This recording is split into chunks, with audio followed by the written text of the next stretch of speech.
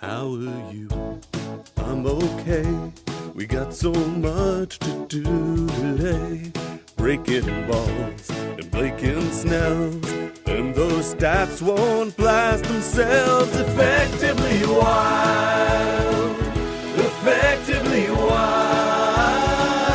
Effectively wild. Effectively wild. Effectively wild.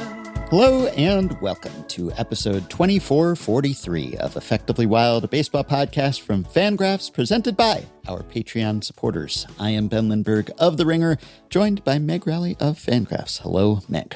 Oh, hello. Well, we are about to have a conversation at least as long as the conversation that Cubs starter Justin Steele tweeted that he had with Grok on Thursday. But humans only on this podcast. Despite what some might think, we are, in fact, all human, 100% human. But I wish Justin well with his new AI friend. No, okay. I don't want to too much of it, but someone needs to intervene on that right away. Someone needs to be like, no, Justin, no. You gotta learn something. No. Well, he's putting it out there, so perhaps there will be an intervention. But we have much to talk about. Some baseball banter, and then a pair of previews. And it's an AL East affair today. All AL East, all the time. We'll be talking about the Toronto Blue Jays with Mitch Bannon of The Athletic, followed by the Tampa Bay Rays with Adam Berry of MLB.com. But first, the Phillies. So I teased that I had a couple of Phillies topics to banter about yesterday, and then we ran out of time, which is in fact possible even on Effectively Wild. And so I tabled those topics for today.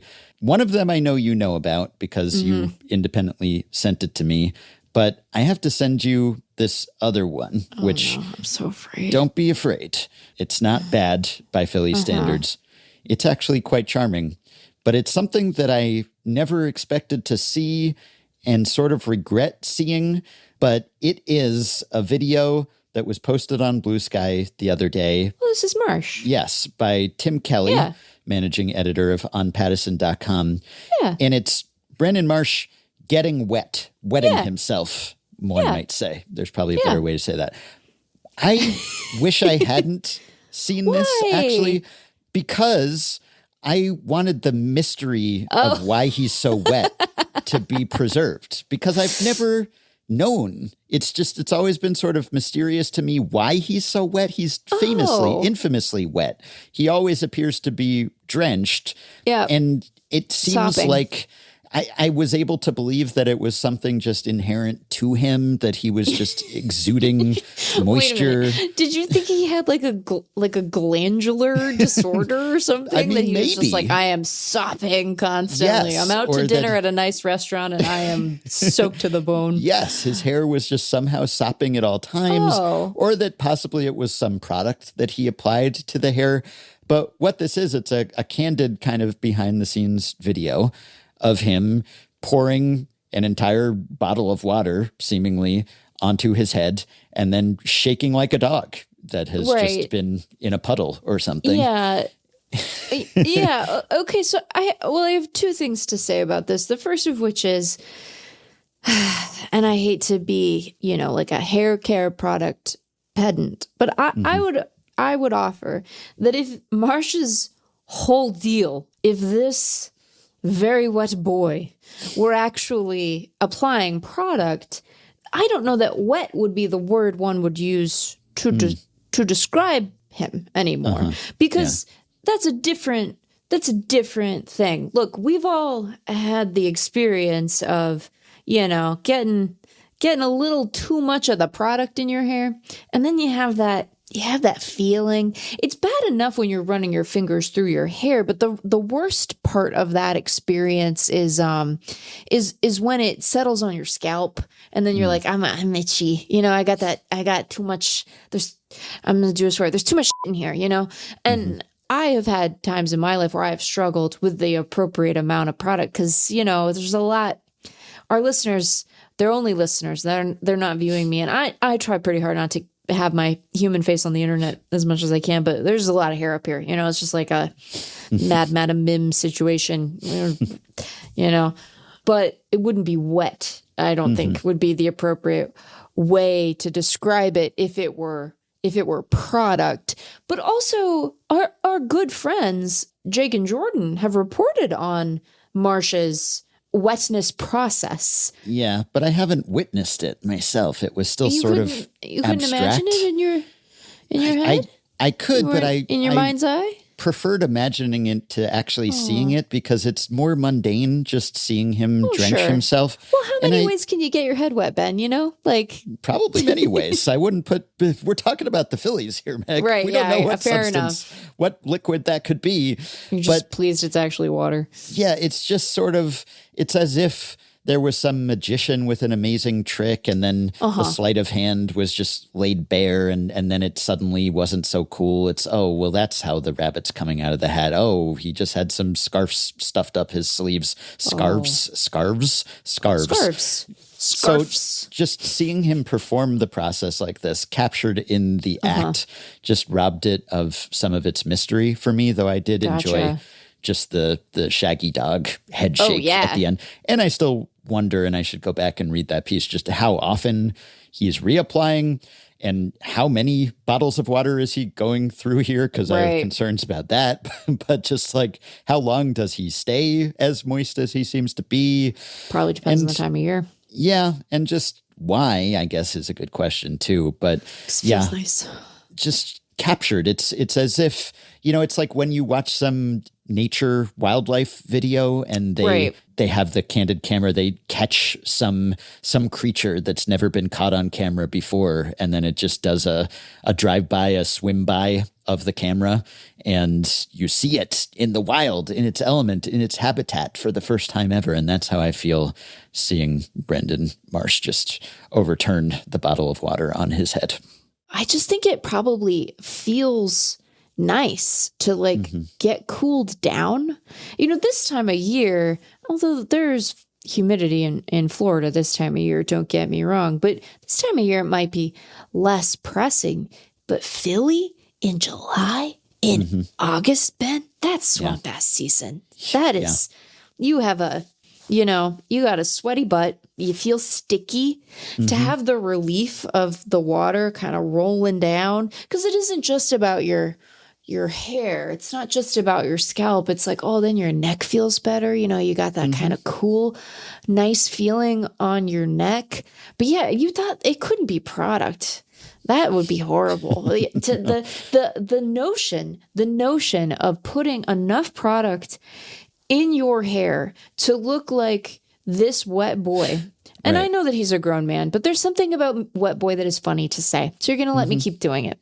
That's where we're at. Wet boy. I'll allow that. Yeah. If this gentleman had enough product in his hair for it to look the way that it does, that feeling in swamp ass season, absolutely not. You would rather shave your head. You would rather light your head on fire. You'd rather do almost anything. Do you ever have the experience, Ben? And look, this is in some respects, an intimate question, because if you tell me you're like a 2-in-1 guy, shampoo and conditioner, I'm going to have a lot of judgment about it. You guys can just have nice stuff. It's okay. It doesn't make you anything except a person with nice stuff in your shower, okay? 2-in-1. F the 2-in-1. We're going 3-in-1, 4-in-1. We've got the combined body wash in with the conditioner and the shampoo. I've seen that. I don't use that, but I've seen it. It exists. Men are holding us back. This is like when it's like dude wipes, and I'm like, oh my God, you guys are...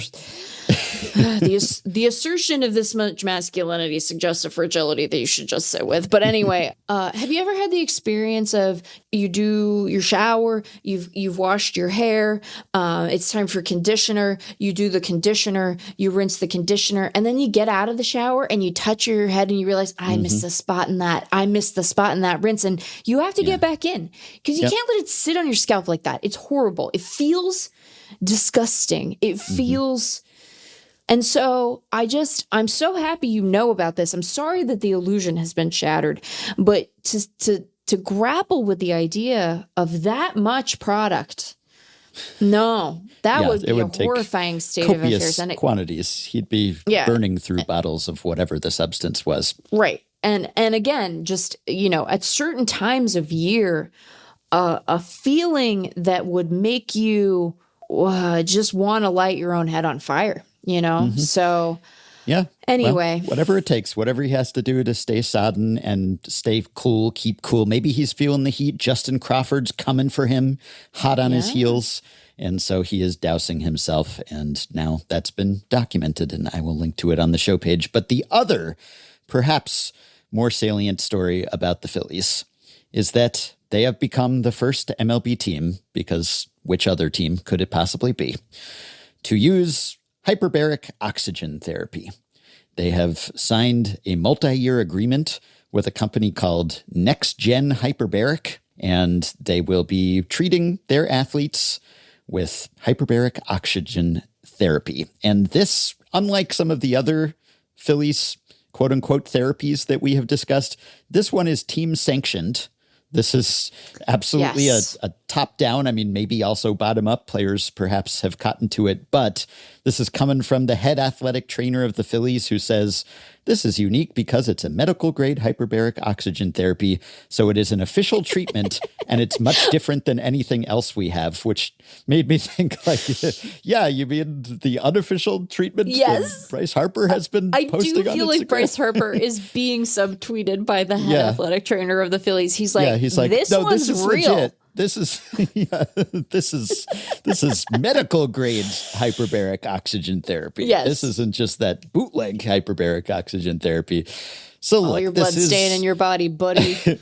This is extremely Phillies. Obviously, it is pretty on brand for them, given everything else that we have discussed. Gives us even more material with which to pepper Matt Gelb if he does, in fact, accept our invitation after all the buildup.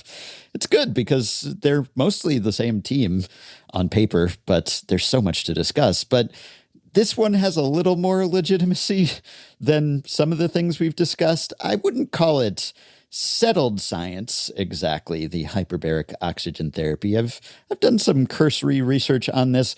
It's definitely made inroads in other sports. And so the Phillies are blazing a trail in baseball, perhaps, but not in sports writ large. They're not even the first Philadelphia sports team to have undergone this treatment. The Eagles and the Flyers have been doing this too. So is Michaela Schifrin. She just won gold. So I don't think there's a serious downside to this. And the point of it is, and the mechanism is, that you essentially stick people inside a pressurized chamber.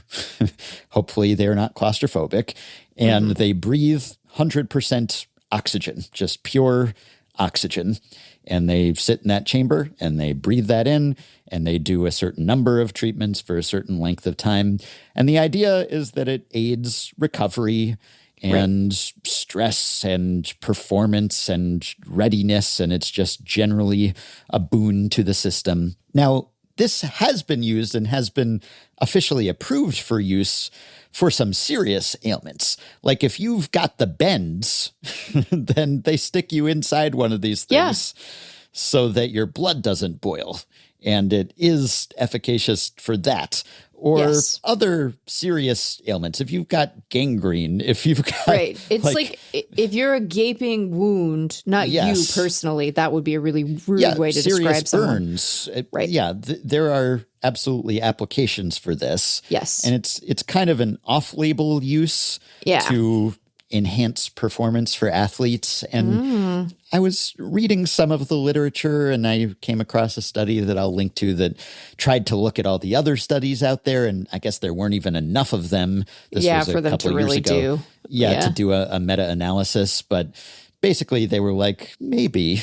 There was sort of mixed returns, and maybe there's some placebo effect here, which can be real, but also this is an elaborate way to obtain that, I guess. Maybe that aids the placebo. The more elaborate, the more placeboic it is. I don't know, but there's at least some evidence out there that this can help, and it can lead to just better sleep. I mean, it's not so far removed from just remove the toxins from your body. Which toxins are we talking about exactly here? That sort of woo-woo stuff, but this has been embraced in the professional sports world, and there's at least some preliminary research and evidence that suggests that it may be beneficial.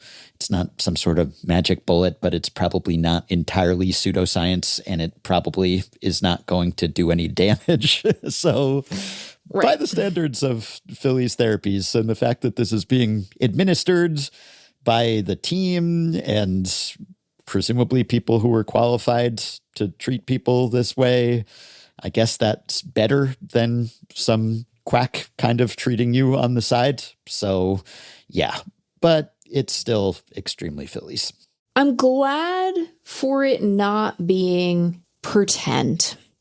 You know, it's not only not being pretend, because one of the things about the whole Phillies of it all, and we should be specific, specifically the Bryce Harper of it all, is that like attendant with a lot of this stuff is like a kind of a scammy feeling, right? It can feel kind of scammy. There's real science here, right? There are, I think, clinically demonstrated applications for this that are genuine and efficacious. I don't know that they are necessarily like ones that have a tremendous amount of baseball application. I remain a little unsure if this is really gonna do much of anything to improve the lot of the Phillies. I also do find it weird, and I am not leveling any accusations. I want to be clear about that.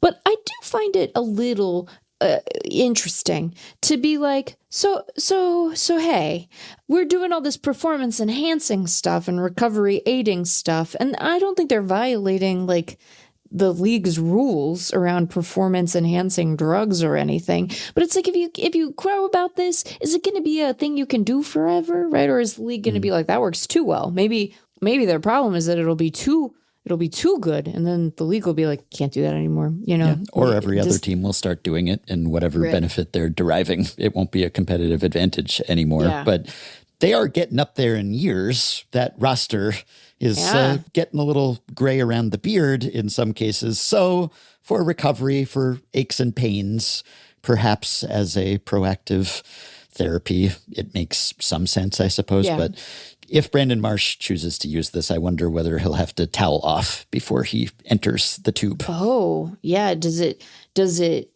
I was going to say, does it zap you if you're wet? I don't know how it works. Here's the other thing I will say. It's a lot of weird to stack, you know? Yes. It's just be normal challenge, you know? I think that there's a lot about modern exercise science that is just like a legitimate improvement over what we used to do, right? We've come a long way since like, naturally we called our stuff Gatorade. But there's a lot of nonsense in that space too. I just wonder if maybe invoke Brandon Marsh again, every drop has been wrung from the normal stuff, you know? Have all the gains been made? You know, and so I do wonder about that, and would maybe invite them to be more normal. But then, you know, if you're the Phillies head athletic trainer, you might say, hey, Meg, leave me out of this. I'm not telling Bryce to drink raw milk. I don't want, I'm not telling him to take his blood out of his body. I'd advocate his blood should stay in there, you know? I'm not telling him to be in the zap sleep. I do feel comfortable saying that Marsh should probably not get in Bryce Harper's zappy red light sleeve. I don't know that it's zappy, but doesn't it look like it malfunction? It could malfunction and zap you. That would be one of the, like if you were I'm not wishing this on him. I want to be very clear. But if you were contemplating dumb injuries that Bryce Harper could experience as a result of the red light sleeping bag, that one of them would be that it shorts and like zaps him a little bit, you know, like, and if that is on the itinerary, the menu of potential dumb red light injuries that you wouldn't want Brandon Marsh to get in there with being all wet.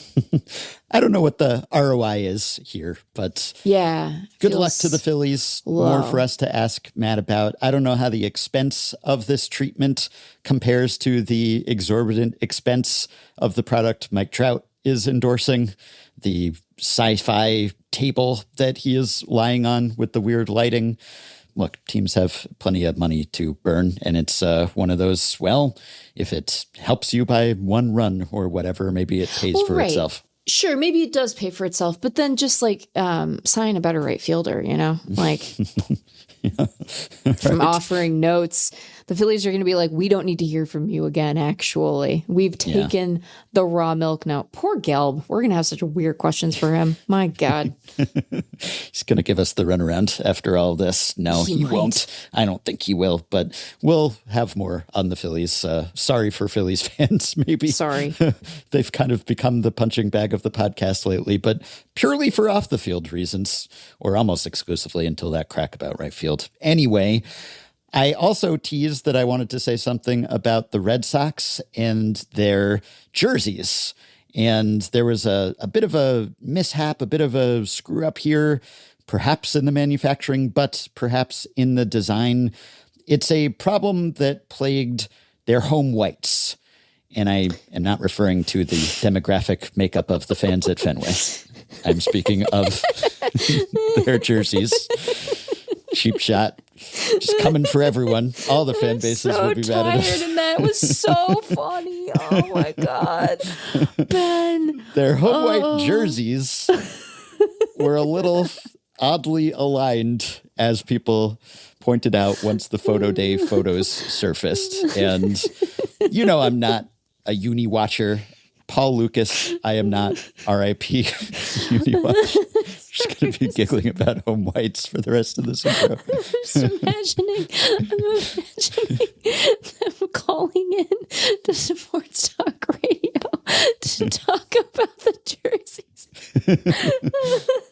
It's just like the craziest crazy is the wrong word. That implies judgment. I don't have the thickest Boston accents you've ever heard in your entire life. Oh my God. Okay. Can you send me a picture of the home white? Yeah, I'd be happy to. And I think I'm fine with some judgment where Boston Sports Talk Radio is concerned, to be clear. Right, sure. I just meant the accent. Not the accents, but the content. I'm not casting judgment on the accents. I enjoy hearing people talk about Donkey as much as the next gal. Yeah. So the Red Sox jerseys, there was a lettering alignment issue here where the name of the team, it's like next to the piping. I'm trying to find a good story for you here, but the piping was kind of wide, seemingly, and the S in Sox and the D in red were not just bordering on, but I think perhaps intersecting with, touching, overlapping with the piping that goes down the middle of the uniform. Oh, no. Yeah, so that seems bad. It's weird. It's not the worst Fanatics-related screw-up that we have discussed in a spring training in recent years, but it looks off. Something clearly looked weird and different and wrong about this. And fine, they're going to get it straightened out. But what I thought was most amusing about this is that there was a series of statements by the team about this.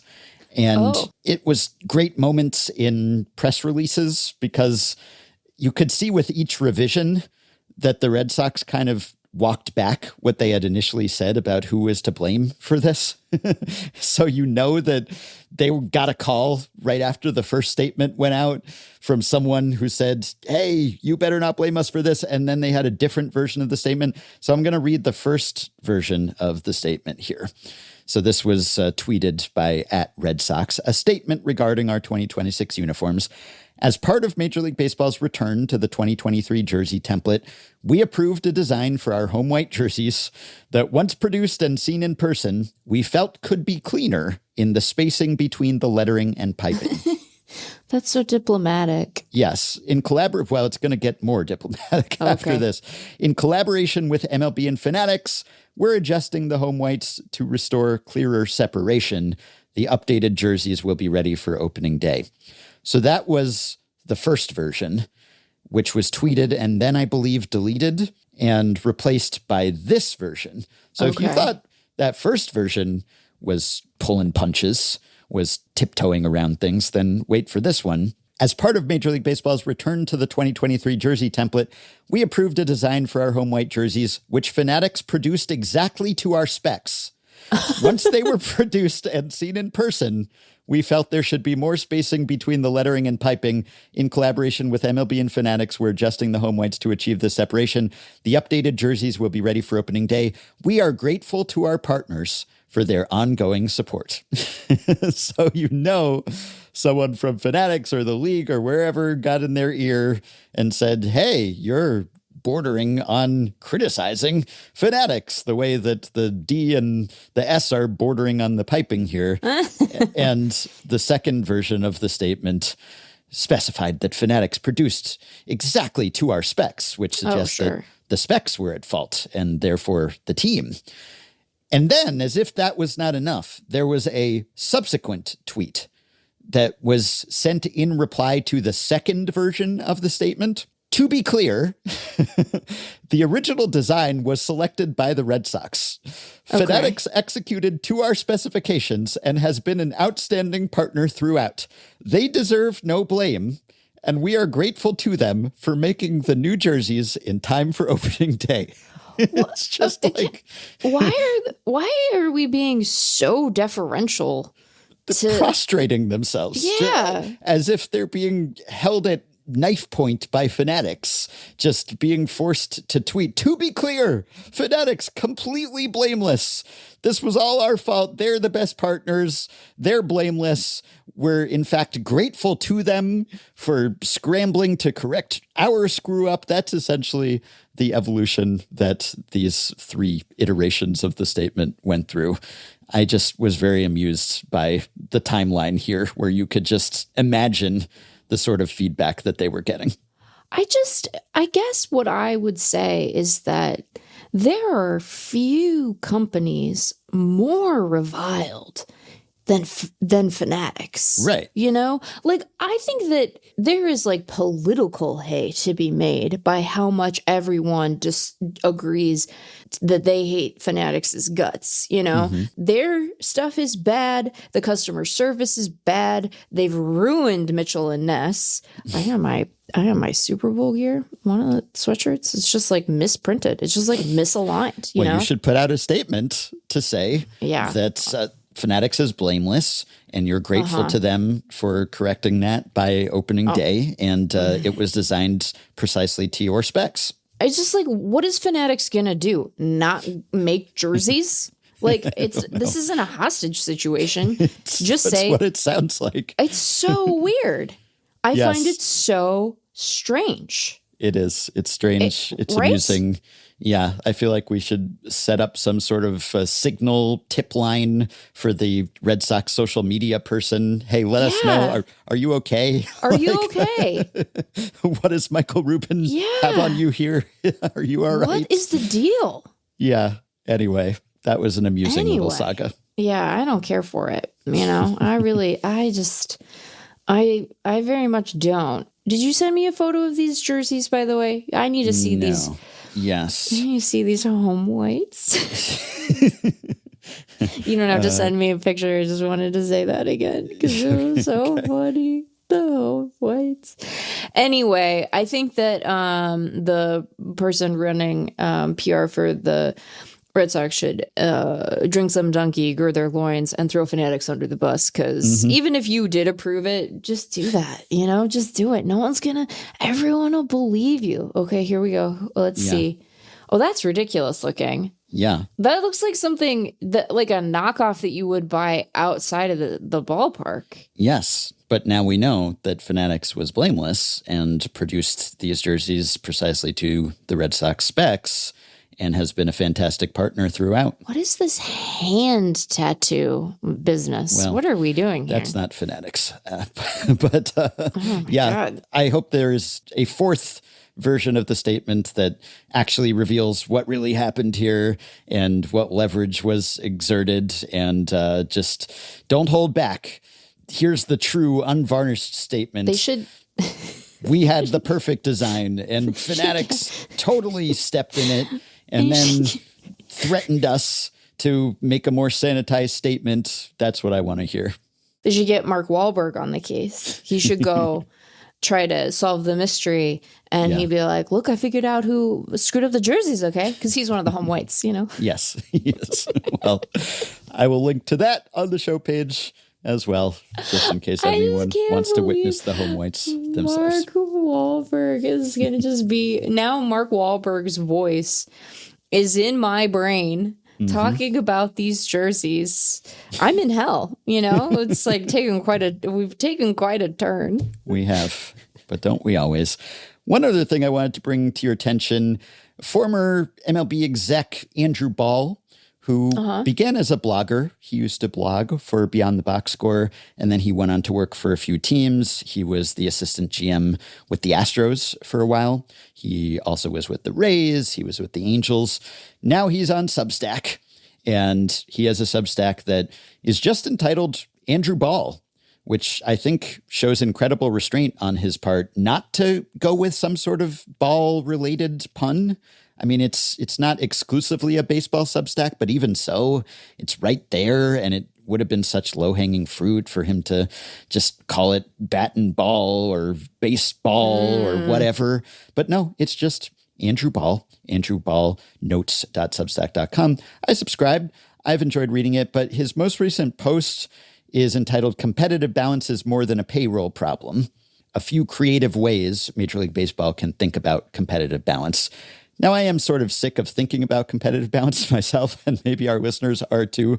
As I noted last time, I find it just to be such a nebulous concept and so tough to pin down a definition of what constitutes competitive balance, and different people define it differently. And are you looking at regular season success? Are you looking at making the playoffs? Are you looking at different champions? Are you looking at year-to-year changes, the constitution of the playoff field? How much of this is just the nature of baseball and the inherent randomness of the playoffs, making it appear to be more equitable and there's more parity than there would be otherwise? And how much of it is just the nature of the sport as opposed to other sports and the roster sizes and how much difference one star can make, etc. But I think it is important to tangle with. And I thought this was kind of clever because he came up with ways that one could try to tinker with competitive balance without affecting a salary cap, without just sort of restricting spending or whatever else that we're typically talking about when we talk about competitive balance. So let me just briefly run through his 4 or 5 suggestions here, and you can give me kind of a thumbs up, thumbs down reaction. So one is just shorten the season, which is just based on the idea that the shorter the season is, the more random it is, and thus the less predictive and determinative payroll would be. And, you know, we saw an extreme version of this in the pandemic season. Of course, no one wants to go back to that, or 60 games. But if you took it back to 150 or something, then there'd just be a little more randomness built into the schedule. How do you feel about that? Sure. Yeah, I think it would have the intended effect. Yeah. I kind of like that the regular season isn't super random. I think this is the nice thing. that it helps us figure out which teams are good. And then there is that disconnect because then we go to October, which doesn't really help us figure out which teams are the best then, but it's still fun. It's just a whiplash sort of feeling. I have this question. So you make the season shorter, you pay in the same contracts? Well, yes, he does bring that up. And that's the obvious objection. And people have talked about shortening the season just because the season's really long. And not only Anthony Rendon, but also other people. And I think the idea is, and Ball mentions this too, that if you slashed a dozen games or whatever it is, that you would probably have them be games that wouldn't be high attendance games. They'd be off-peak days. They'd be weekdays. They'd be whatever. And so you'd increase the attendance per game, and maybe that would more or less make up for it, but it would still be less inventory, which is a very unromantic way to say it when you're selling games to potential TV partners. Right. And yeah, it's a tough sell, I think, because unless you can demonstrate beyond all doubt that revenue will not be reduced, then pretty much everyone's going to balk at that. Even the people who might say, hey, more off days. That part sounds good, I guess. Yeah. And I think particularly, I know that, like you said, they would probably trim games out of times of year that are like less desirable. But I also think that gate revenue is very important these days. With an uncertain TV situation, you have to like account for the gate maybe more than you otherwise would, which I guess everybody gets the same number of home games under this scenario. So maybe it doesn't matter, but what you push everything, you just push opening day back, presumably. Yeah, or you could just have it be around the same time, but just a little more slack in the schedule, maybe. Yeah. And opening day keeps getting earlier and earlier, so pushing it back wouldn't be the worst thing. It used to be back. But one other little note he had here that I hadn't considered is that in addition to injecting the extra randomness, he said the second benefit is that a shorter season could also reduce payroll disparities over time. Because with fewer games, the league wouldn't necessarily have to shorten the length of the season. It could simply insert additional off days. And what I just said about increasing attendance per game, you would thereby shrink the gap in local revenue totals per club, which could in turn narrow spending differences, basically because if each game was a bigger draw because you're reducing the supply, then teams would be closer to capacity attendance-wise in the games that they did have, and that might help the teams that are not selling out regularly disproportionately. So that's a pretty good point. The next one was introduce relegation, which we've considered at some length, so we don't have to reconsider that now. I get what he's going for, but as he noted, it would be extremely difficult to implement that, but we do get lots of emails about that, and we answered at least one of them.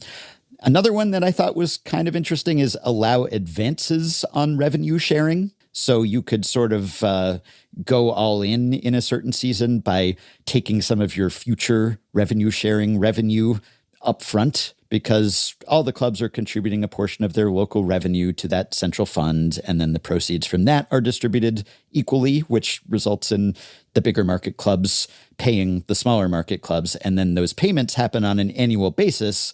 But what if, Andrew says, the league introduced flexibility that allowed small market clubs to use those payments more strategically to push chips in during a particular competitive window via an advance on revenue sharing? And then he cites the Pirates. So rather than taking their expected annual revenue sharing check this past year, and I know this might be difficult to imagine because we are talking about bub nutting here, they might have decided to borrow from future payments to give themselves a better chance to land a top-tier free agent like Kyle Schwarber or Framber Valdez. So a little more flexibility in how you could dispense those payments. I guess I think maybe here's a problem with some of these solutions, and I need it to be demonstrated to me, and they're never going to do this, but I would need it to be demonstrated to me that like the lack of cash flow from revenue sharing is why the Pirates aren't spending big. Yes. And I have assumes facts not in evidence, I'm sorry to say. Right. So until that has been proven as an actual problem, and not the problem that I think we know, which is, a willingness to put a less competitive product on the field, then I don't know that we're actually solving for the problem, right? Yeah. Like, isn't the way to solve the competitive balance problem, quote unquote? And I don't want to concede that point because I don't think we really have a competitive balance problem writ large, but isn't the way to solve the problem of certain teams being perpetual cellar dwellers to like make their owners sell the team? Yeah, that'd be nice. Yeah. Like if we can shorten the season, if we can like basically extend loans on future revenue sharing, then you just make Bob sell the team, Yeah, just that'd make be him nice sell. too. Yeah, that might be tough, but you could at least implement a floor. You're not going to get a floor without a cap, of course. Not getting a floor without a cap. Yeah, that reminded me of the Moneyball scene. You were Brad Pitt as Billy Bean saying, "What's the problem?" And then a bunch of scouts sitting around throwing out things that aren't the problem. But yeah, I thought that was kind of creative, but I had the same reaction as you, which is just that I don't know that old Bob is exactly spending all of the revenue sharing revenue that he is already receiving. And like, maybe I'm wrong, Yeah. Maybe I'm wrong, I doubt but it, though. you got to prove it. You got to Yeah. prove to me I'm wrong, because I don't think I am. Another one was, and this is something that one of the teams we're about to preview, the Rays, would appreciate, increase player limits for small market clubs. And it would basically be that you could say have a 42-man roster for a small market club. You wouldn't change the active roster spots, the 26-man, but that less visible roster for people on the 40-man, instead, you'd get a couple extra spots. And so it would be sort of a subtle influence. They'd be able to keep more players around, players who might provide cheap production for them. They could just make more waiver claims or whatever. They wouldn't have to worry so much about the roster crunch. Say it again. Basically up the roster limits from like 40 to 42 or something. But only small for market. bad teams? Only for, I guess not necessarily bad, but teams that had fewer resources or smaller markets or whatever. Okay, I'm sorry. Maybe I'm in a mood, or maybe I haven't fully recovered from the introduction of home whites into the conversation earlier. But like at a certain point, isn't this embarrassing for the clubs you're talking about? And like the guys who play for these teams don't deserve this. Like, oh, I'm sorry. You get an extra, you get to bring your full 40-man when you go play the Dodgers. Embarrassing. No, you don't have a bigger active roster. It's just that you can keep more guys on your 40-man because you'd have a 42 or something. But it's not like you get to use more guys in games. You just get to retain control of more players. Yeah. I have a different objection then. Okay. Why are we doing this to these guys? Why are we doing this to these players? They don't have to. Why do they have to stick around because Bob Nutting won't spend money? Let them go seek their fortunes elsewhere, Like, part of the rules around this stuff are for competitive balance reasons, but some of it is like fairness to the players reasons. And I know that, you can be on the 40-man and be in AAA, and that could be just as frustrating to you as, being a big league pirate. Probably not, because you're making a lot more money. But, you don't want to give them like infinite control of guys. You don't want to give them more space to like be able to sneak a guy down through. No. You have to run a business, Bob. You're running a business, and doing that takes money. Have self-respect. Yeah, a lot of this is kind of... I'm picking on Bob Nutting because he's the fanatics of Major League Baseball. No one's going to write in and be like, you're being too mean to Bob. They're not going to say that. He's the perfect partner to the Pirates. I don't know He's what a you're talking perfect partner about. to the Pirates. It's funny because the Pirates, look, part of this is that I'm exhausted, and part of it is that I think the guys are right, and they are not on an island by any means. Did you know that only our prospect writers think that Connor Griffin is good? No, everyone agrees that he's good. They are in danger of being a reasonable baseball team. It's wild. And then what are we all going to do? We're going to have to pick a new guy to make fun of. No, we can still make fun of Bob. I'd be happy not to pick on the Pirates just for the sake of Pirates fans. Yeah, and I think the last suggestion, which I would probably not be on board with, is implementing some sort of draft for Pobos, essentially. Just the idea that you could have, say, GMs, Pobos, maybe managers, like the senior baseball decision makers. You'd have some sort of draft so that no team could kind of corner the market on baseball brains. But this is, apart from just whatever philosophical objections to the draft that we might have and not wanting to extend that, I think this is an area where the lower revenue clubs have actually managed to even the playing field a little bit, level the playing field by by getting good executives and Right. leaders. And so maybe it's getting to the point now where, yeah, the Dodgers have an enormous front office and Andrew Friedman, and they hire Friedman away from the Rays and everything. But this, historically speaking, at least, I don't think that this would have helped. It might have hindered, if anything. So some of these are extreme and sort of unrealistic.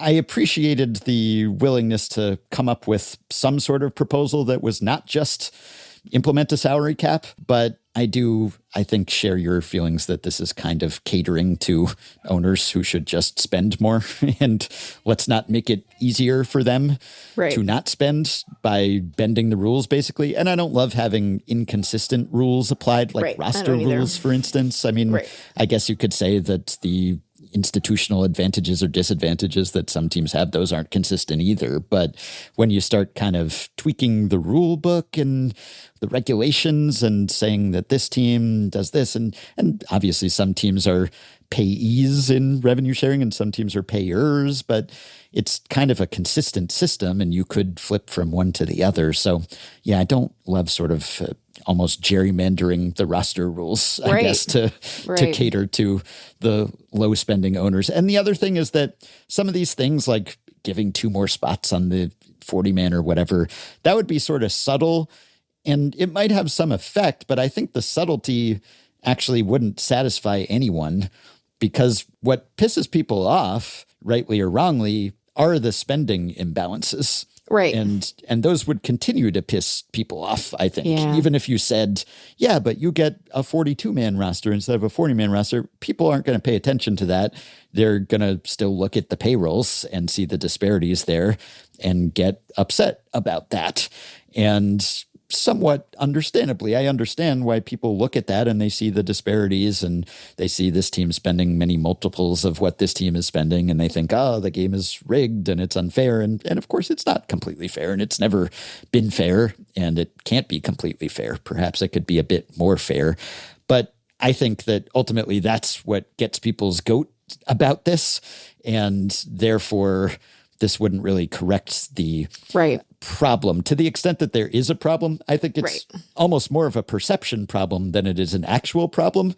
And I don't think this would address the perception problem. It might help address the actual problem, which is perhaps a problem, but just a lot less of a problem than I think many people make it out to be. It's just, yeah, it's absolutely true that if you look at the top spending teams over a period of time, it's not a complete coincidence that the Dodgers and the Yankees never have a losing season. You know, like there's some correlation there. You look over a long enough time frame, you are going to get more shots at being in the playoffs if you are a high payroll team, and you're going to have more leeway and a bigger buffer and everything. And so, yeah, I get it. And yes, you can point to other sports and say, well, they don't necessarily have better parity or competitive balance. But I think in those sports, it maps a little less onto market size maybe than it does in baseball. Like, it's not a complete coincidence that it's the Dodgers and the Yankees, it's LA and New York.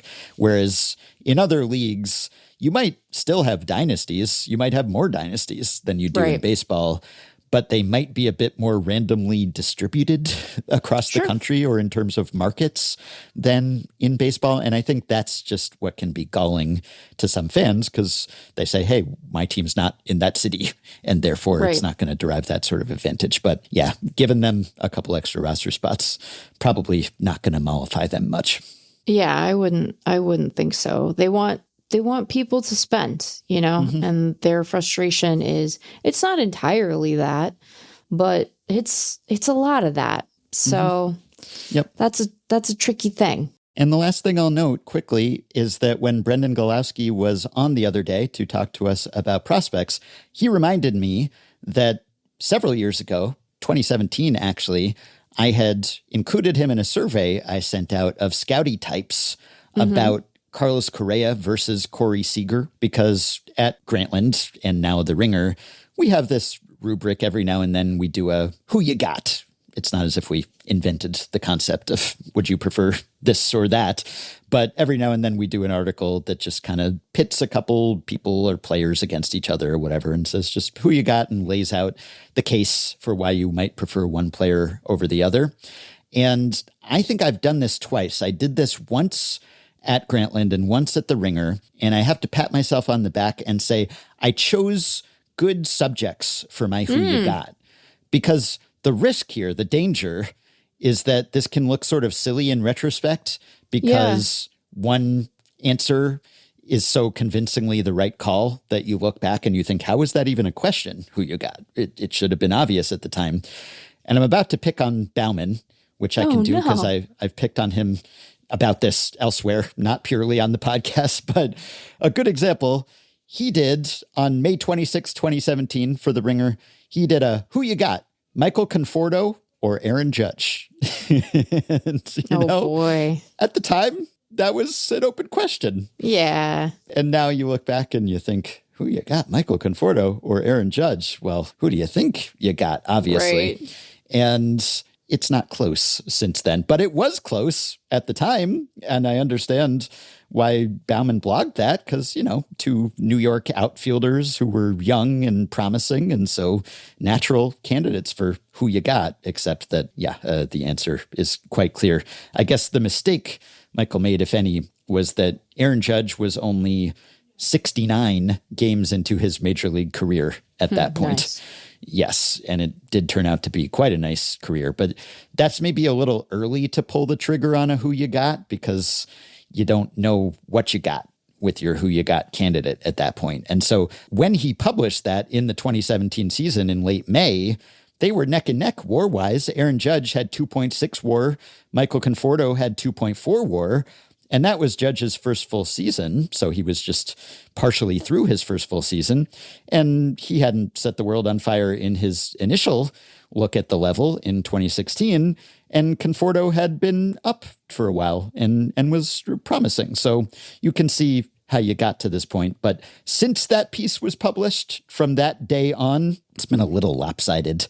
Michael Conforto has amassed 18.6 more WAR. Aaron Judge, 59 on the dot. So I think he has settled who you got there.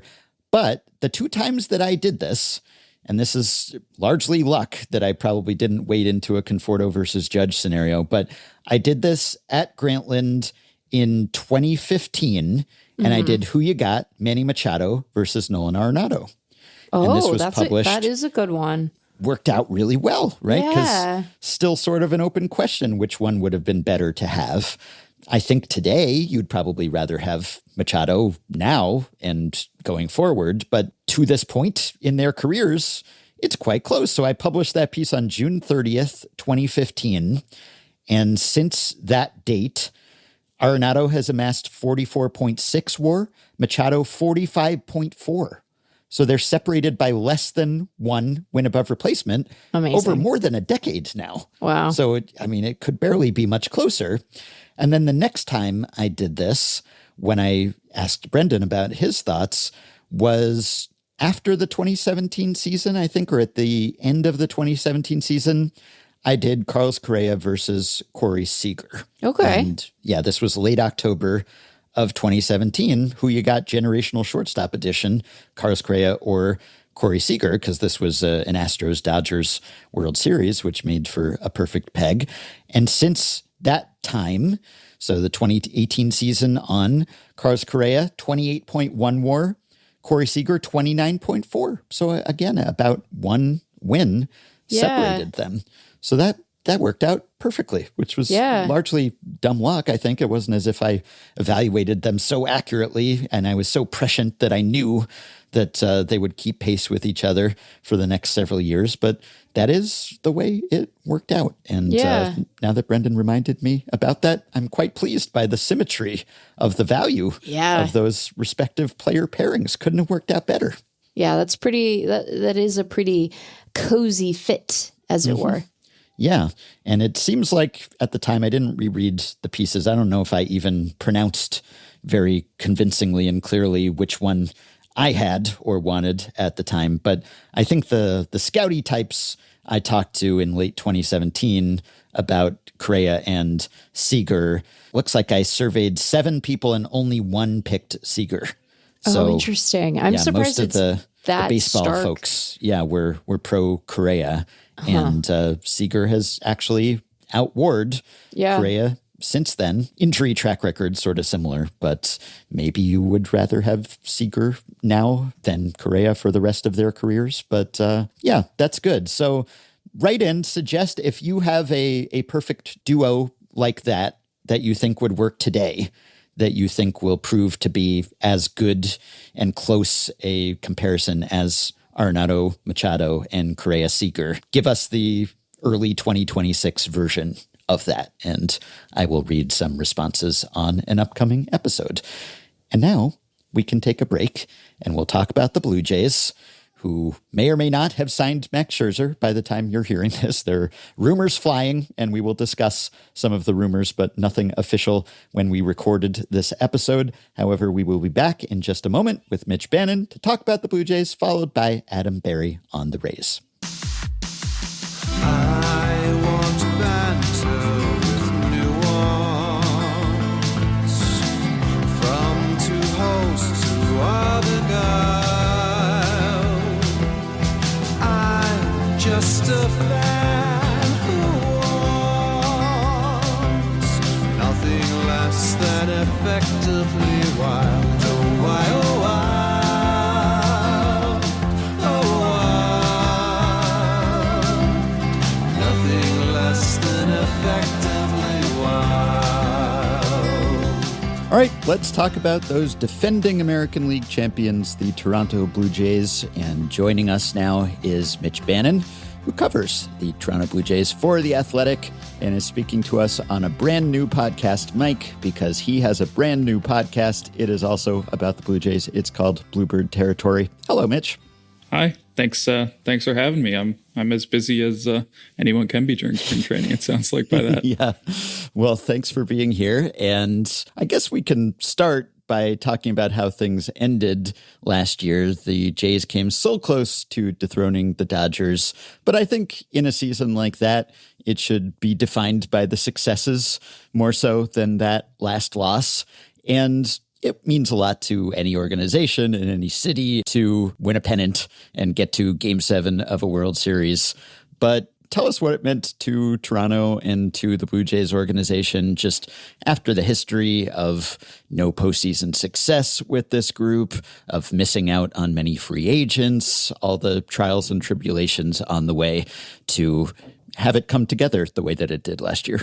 Yeah, I think like around all sports, baseball being included, there's always this discussion of whether or not like should people ahead of the season like say success will be defined by winning the championship, and like that is the only every other season the 29 or 31 other teams like it's not successful. But yes, and spoiler, we will end this interview by asking you what will define success for the Blue Jays in 2026, so you can mull that over in the back of your mind. Yeah, I think like next year, not to get ahead of myself, expectations certainly changed. But last year, looking back, there's no way to categorize the 2025 season as anything but a success for the Blue Jays. Like this time last year, they didn't know what the direction of the franchise would be. Like Vlad Guerrero Jr. had not extended yet. John Schneider was entering a potential last year of his deal. Ross Atkins, the general manager, was entering a potential final couple years of his deal. Like it was very much a potential pivot season for the Jays. And I think a lot of fans were almost upset that they didn't commit more to the retool or resell direction before 2025. And yeah, what a difference a year makes when they've gone from who knows what this is going to be to, hey, maybe expectations, maybe it is not going to be a success if they don't win the World Series this year. They're certainly adding to their roster like it's World Series or bust. I think there's something admirable in a franchise, suffering a loss like that and looking ahead and saying, well, what if we go get a couple more guys? What if we add a few more guys? And they made a splash early. Tell us about what brought Dylan Cease to Toronto. Yeah, I think he, on a surface level, is everything they love in a starting pitcher, and that is he throws innings. Like you look at the money that they've given to starting pitchers in the last 4 or 5 years under this regime. It's Jose Barrios, it's Kevin Gausman, it's Chris Bassett. What do those guys have in common? They will pitch 185 innings and make every single start, even if their forearms hurting a little bit or even if their shoulders barking. Those guys are going to have to be dragged off of a mound. But in a way, Cease is also a little different. Like, he is, for his entire career, been billed as projectable, and everyone has tried to get kind of that next level out of him. In a couple of years, we've seen it. But I think the Jays think they can be the team in the next 7 years. Maybe not in every one of those years, but get the really, really good Dylan Cease.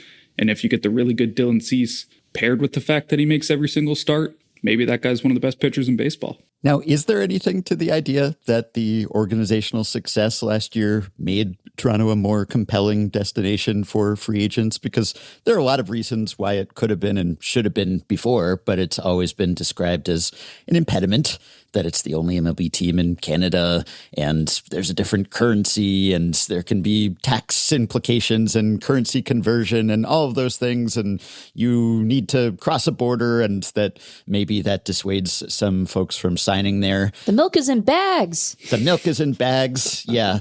So do you think that coming that close to winning a World Series, and then not just that, but locking up Vlad long-term, et cetera, do you think that that helped with the pitch to potential signees this offseason? It's interesting. You talk to people on the agent side, they say yes. You talk to the team, they say no. I think they have very different opinions on that. The team believes that they've been like a destination for the last 4 or 5 years, ever since they kind of renovated the stadium and renovated their player development complex. They viewed themselves as kind of like an upper echelon destination. But like, you look at the realities of the off seasons, and I think it's hard to argue no. I think they have swung and missed on the biggest free agents in the market. You could argue they did kind of do that again this winter, going after Kyle Tucker and not getting him done. But I think from talking to people kind of all around the league in many different roles, when a team kind of unexpectedly goes to the World Series in a way the Jays did, people start asking like, why? They're not just seeing like that team play in the World Series. They're like, oh, what are they doing? And maybe the facets like the renovated stadium, the good kind of clubhouse environment, and all their shiny new toys that the Jays thought were selling points, it's getting on people's radars because people are kind of wondering what led to the success. And so if that's getting on agents and players' radars, maybe they are more willing to go to Toronto. And we saw them also give a bunch of people money, and they're one of the highest spending teams in baseball. So that certainly helps as well. Yeah, and they should be, right? Because they do have the resources. They do have a whole country behind them, essentially monopolizing the Canadian TV market. Even if it's a smaller population, it's a higher percentage of that population commanded by the Blue Jays. And they're owned by Rogers, and Rogers is sitting on a mountain of cash, right? So they should have resources to be one of the biggest spenders. And it's funny, because they were pitted against the Dodgers, I think there were people who sort of saw them as David versus Goliath or something. And I guess compared to the Dodgers, everyone is, but compared to almost anyone else, that wouldn't really apply to the Blue Jays. So in terms of resources and payroll and now success, it seems like they should be one of the true titans of the league, not sort of perpetually looking up at their division rivals in Boston and New York. Yeah, I think so. I think the one thing that clearly holds the Jays back from the Dodgers is like an endless pipeline of development. And I know in the last couple of years, since they've gotten these new toys, one of the struggles is, you can get all of the nice development tools and hire all the best coaches in the world, but you also have to like make those turn into results in terms of player development. And they've lost coaches to other teams, and they still haven't really figured out how to use the tools. And so you can spend your way to success, and the Jays have kind of tried to do that. They've most of this roster is built through free agency, but to get the pipeline, to get like they did last year, the Addison Bargers really burst onto the scene, the Trey Savages burst onto the scene. I think that is what would make them kind of a Dodgers tier winner. Well, I want to ask about more of the guys that they spent that money on, but you brought up Savage, and it seems silly to not just talk about him from the jump. I always like it when we can have a guy on our top 100 prospect list who we know that most of the people reading it have actually seen, and seen in some of the most high pressure situations possible. I imagine that people internally with the Jays are realistic about there being, a little bit of regression from what we saw in the postseason and those 14 innings he threw at the end of the year, just because he's still a young guy and doesn't have much in the way of pro experience. But what are Savage's sort of developmental goals for this season, and what are your expectations of him? I think the number one goal is to kind of avoid the Jackson Jobe experience from last year. It's like a guy kind of comes up and bursts onto the scene, pitches in the playoffs, highly regarded prospect. And then like all of those innings and all those high pressure innings that he's kind of put on his arm the year before catch up to him in the middle of the next season. I think above all, that is the Jays' goal this year. They know that like some starts are going to be good, some starts are going to be bad. But if they get 28 starts out of Trey Savage, I'm pretty sure they'd call that a win regardless of what the results are. Sure. But in terms of like his individual goals, he's talking about adding a curveball that he had in college. I know when the Jays drafted him, they viewed that as like a plus pitch, but talking to Savage, he's like, it's magically disappeared and he can't really get it back. So that's something he's trying to do. But I think above all else, and one of the reasons they signed Dylan Cease, they signed Cody Ponce, and they have Eric Lauer slated as a 6th starter right now, is because they don't want to put too much pressure on this guy and need him for too many innings this year. And I have no concern about the makeup, seeing how he went through everything he went through last year, just jumping up as many levels and advancing as quickly, and then just being cool as a cucumber, cool as a bag of milk on the biggest baseball stage. But there was some question about, well, will hitters adjust with that over-the-top angle? Is that giving him some advantage, that lack of familiarity? Maybe it's so extreme that even a traject arc pitching machine can't quite replicate the arm angle, so hitters are not seeing this and practicing against this, and that maybe the next time around the league there will be some catching up that happens. So how valid a concern do you think that is?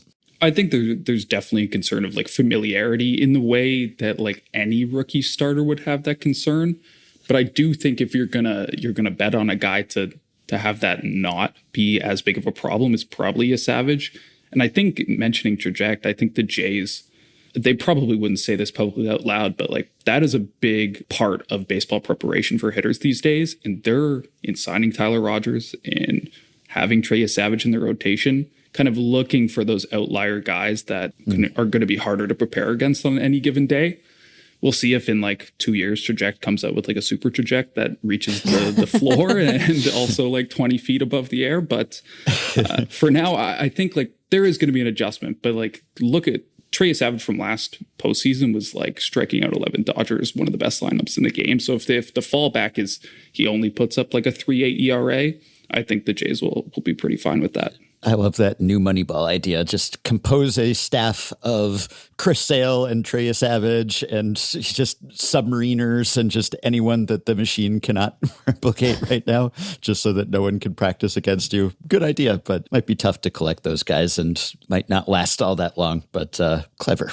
Well, maybe we can stick in the rotation and, go through a couple of other arm angles. I want to ask about Cody Ponce and sort of what they saw from him after his run through NPB and the KBO that made them excited to bring him in for 3 years. Yeah, I think he kind of has everything that you look at those guys coming back over from overseas that get money and that teams are excited for. Like, they don't really care if you go over and have like success. They care if you go over and your velocity jumps. You add a new pitch, and Cody Ponce did both of those. His velocity is way up from the last time he was in the big leagues. He has the kick change that everyone's loving these days.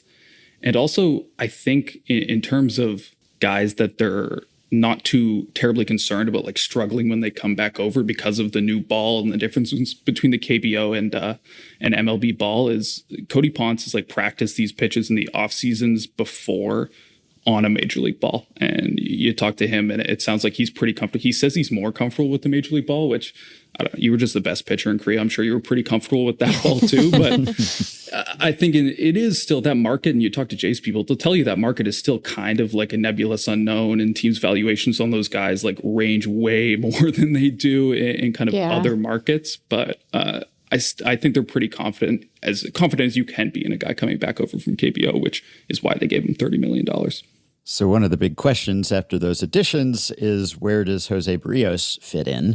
Because he was moved to the bullpen last season and then ended the season on the IL. And then there were, or maybe are, trade rumors surrounding him. So what's his projected role / future with this team? Yeah, I think when we arrived to spring training and we were told that Shane Bieber was probably not going to pitch much in the first month of the season, he hasn't even gotten off a mound yet. That made the Barrios decision a little easier, at least punted it down a couple months into the season, or a couple weeks into the season at least. But right now, like if the Jays had a team knocking on the door, offering really good prospects, and the Jays didn't have to eat any of Barrios' money in the offseason, not even really good prospects, like if they were offering stuff, he probably wouldn't be on this roster right now. We can be honest about that. But that didn't happen. Like he had a subpar season. He had injuries at the end of the year, and he's owed a lot of money. He has a player option after 2026, but it's very unlikely he's gonna opt out of his deal.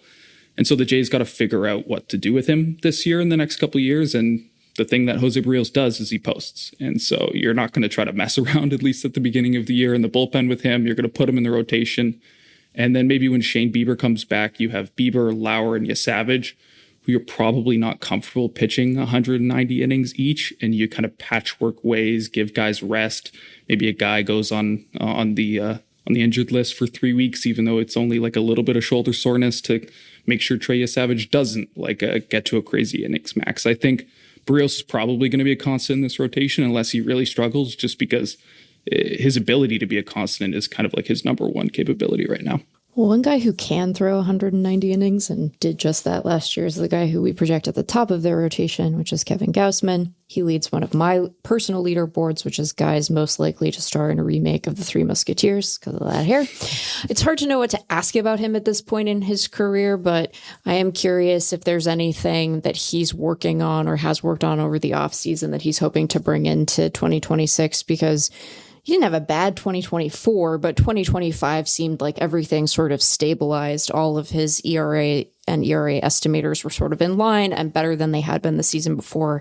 He had a 4-win season. As I noted, he pitched a bunch. So tell us what's going on with Kevin Gausman. Yeah, ever since he arrived in Toronto, you look at his end of season numbers and they're always kind of the same. You look at his even game logs and they're like, he's such a consistent starter. But within the issue for him is like the fastball velocity has just fluctuated so much throughout a season. And when he's throwing 93, it's like not great. And when he's throwing 96, 97, it really is great. And so coming into last season, his goal was he put on a decent amount of weight, and it was like, okay, I'm going to kind of survive this season, because he says he shed so much weight during the season. I'm very curious what Kevin Gausman looks like this year, because he pitched on the last day of the season, or I guess the second last day of the season, and he has as short of an offseason as anyone has had. And so how do the Jays combat that? I doubt we see Gausman much in spring games this year. I wouldn't be surprised if he's not hauling significant innings at the beginning of the year, especially if you have a guy like Eric Lauer who can soak up 3 or 4 innings in like a piggyback role.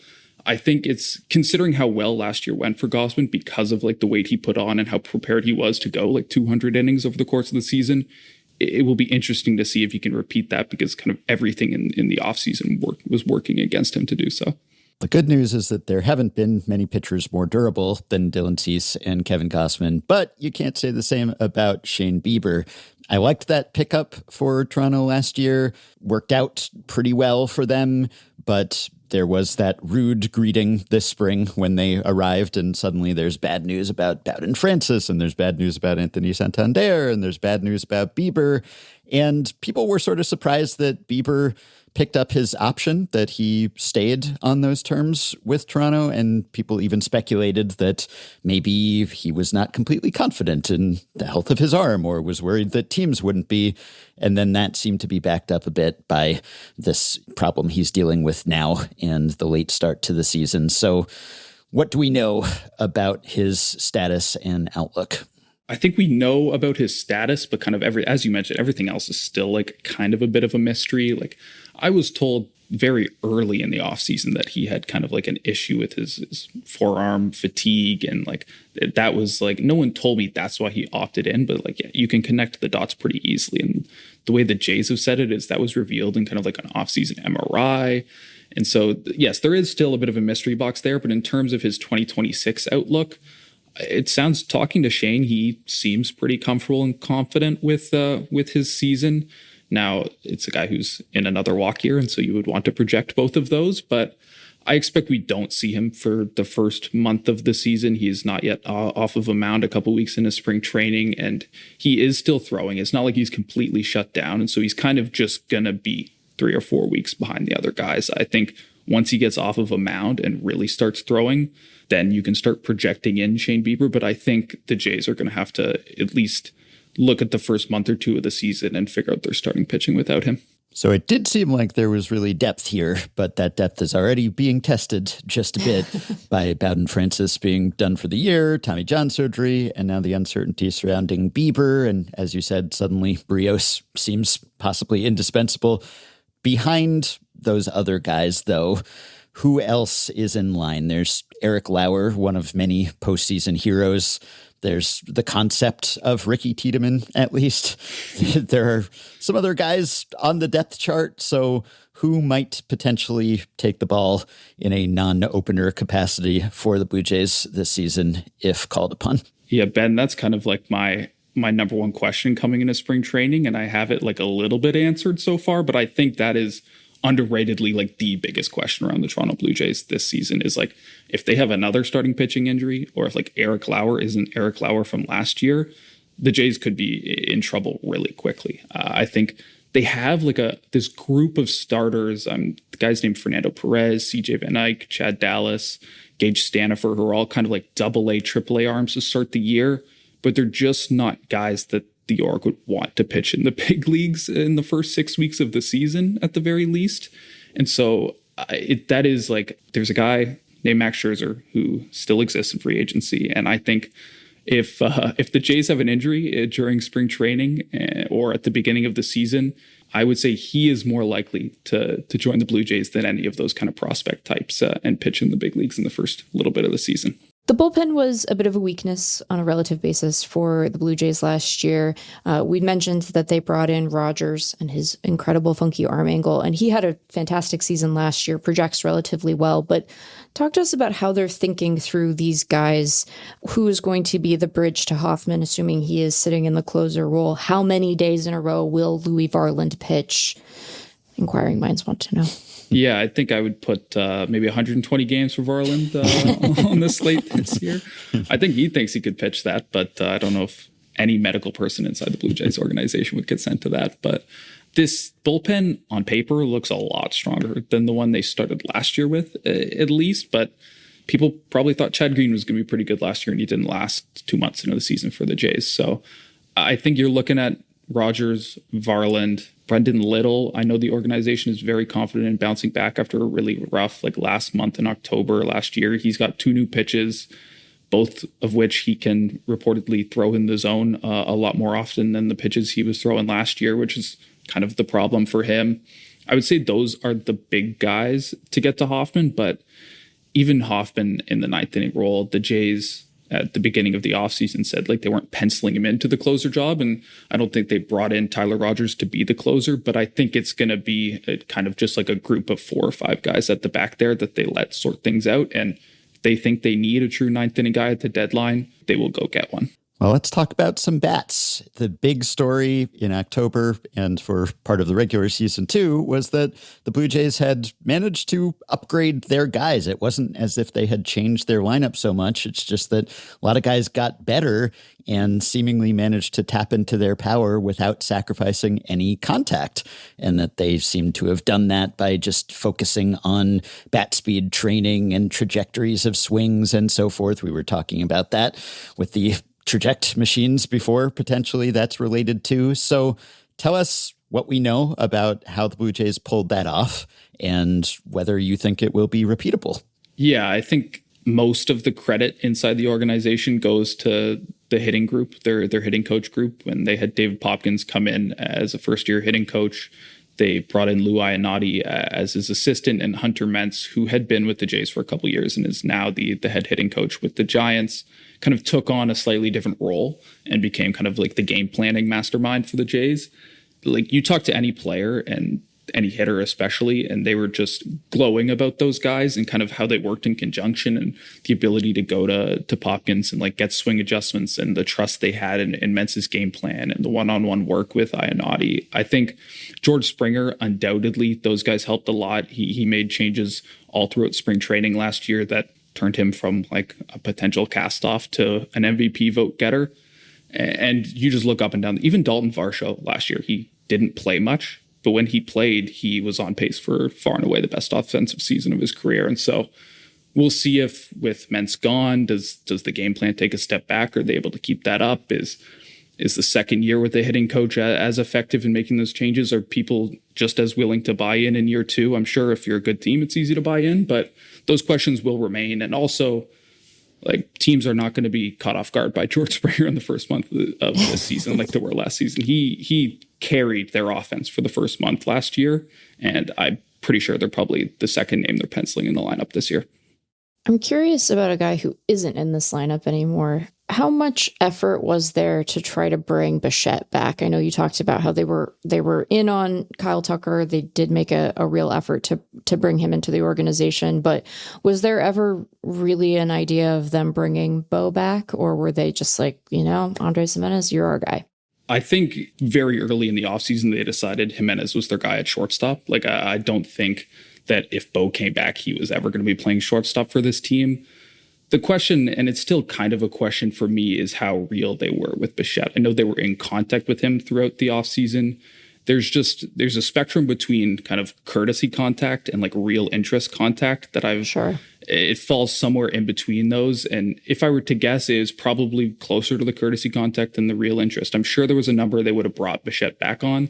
I don't think it was anywhere close to $45 billion a year. You look at Bo as one of the best hitters in baseball, one of the best pure hitters in baseball, and I'm sure that the Jays would agree with that, but he's not going to be a shortstop for them anymore. He's gotten slower the last couple of years. The Jays this offseason in particular, I think, were more interested in kind of like long-term deals. If they were to offer something big to Bichette, I bet it would have been closer to the offer he got from the Phillies, and is a guy who's kind of declined in speed, and his profile is maybe not one with a great eye that you project to play well deep into his 30s. Is that the guy you want to be given a 7-year deal? I'm not sure. I think that is why attention turned around the time of the new year much more to Kyle Tucker. Well, yeah, speaking of Tucker, we talked about the one that got away to the Dodgers in Game 7, so we can talk about the free agent who got away to the Dodgers too. Not that it's a new experience for the Blue Jays to miss out on a free agent who ends up signing with the Dodgers. They've been through that before.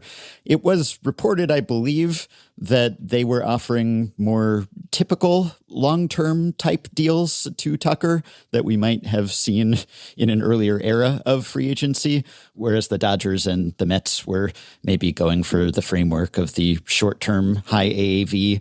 Were the Blue Jays fairly flexible when it came to that? Do you think they were close? Was it just a, tie goes to the Dodgers sort of situation these days with free agents? I believe they were around 10 years, $350 million, which that's like $100 million more dollars than he ended up getting. And so you could argue that like it's close, but I think you look at the deal he got from the Dodgers and like even the reported offers from the Mets don't sound particularly close. I believe the Jays thought like they had a shot at Kyle Tucker, and I think their perception of that chance grew as the offseason went on. Like I think they became more and more aggressive in kind of recruiting him and trying to get him to sign the dotted line as the winter went on.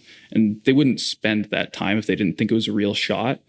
I'm not as sure on the Dodgers end how that timeline worked, but I think the second the Dodgers offer reached what that was, the Jays weren't going to be like, okay, we can go short and beat that. Like they just, as rich as Rogers is, I don't think they have the financial capital to beat a short-term deal like that. I think they were kind of at their top on the long-term deal. They weren't going to add to go to 12, 13, 14 years. They weren't going to probably go past $450 million to him. So I think they made kind of their best and final at 10,350. And I don't think, at least on the dollar figure, anyone can blame Tucker for taking the deal from the Dodgers. Well, one guy who did take their best and final offer was Kazuma Okamoto, who signed for 4 years and $60 million.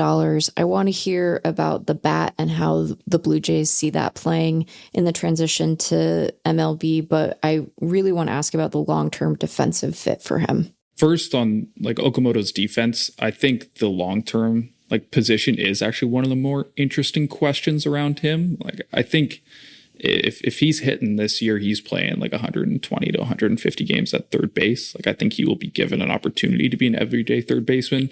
I think one of the reasons the Jays signed him and were willing to give him the most money is they were a lot higher on the third base defense than a lot of other scouts and a lot of other teams. So to start, I think that'll be the answer. I think moving forward, as George Springer hits free agency, Who knows what happens with Anthony Santander in future years, but then you kind of have the DH spot open up, and maybe Okamoto's playing more third base and Vladdy is DHing more. I think they view that as kind of like a long-term potential. But on the hitting side, that is kind of maybe the biggest offensive question surrounding the Jays this year. Like, he was their big hitting addition this offseason, and they lost Bo Bichette, and those are big shoes to fill, and especially for a guy who's never played in Major League Baseball.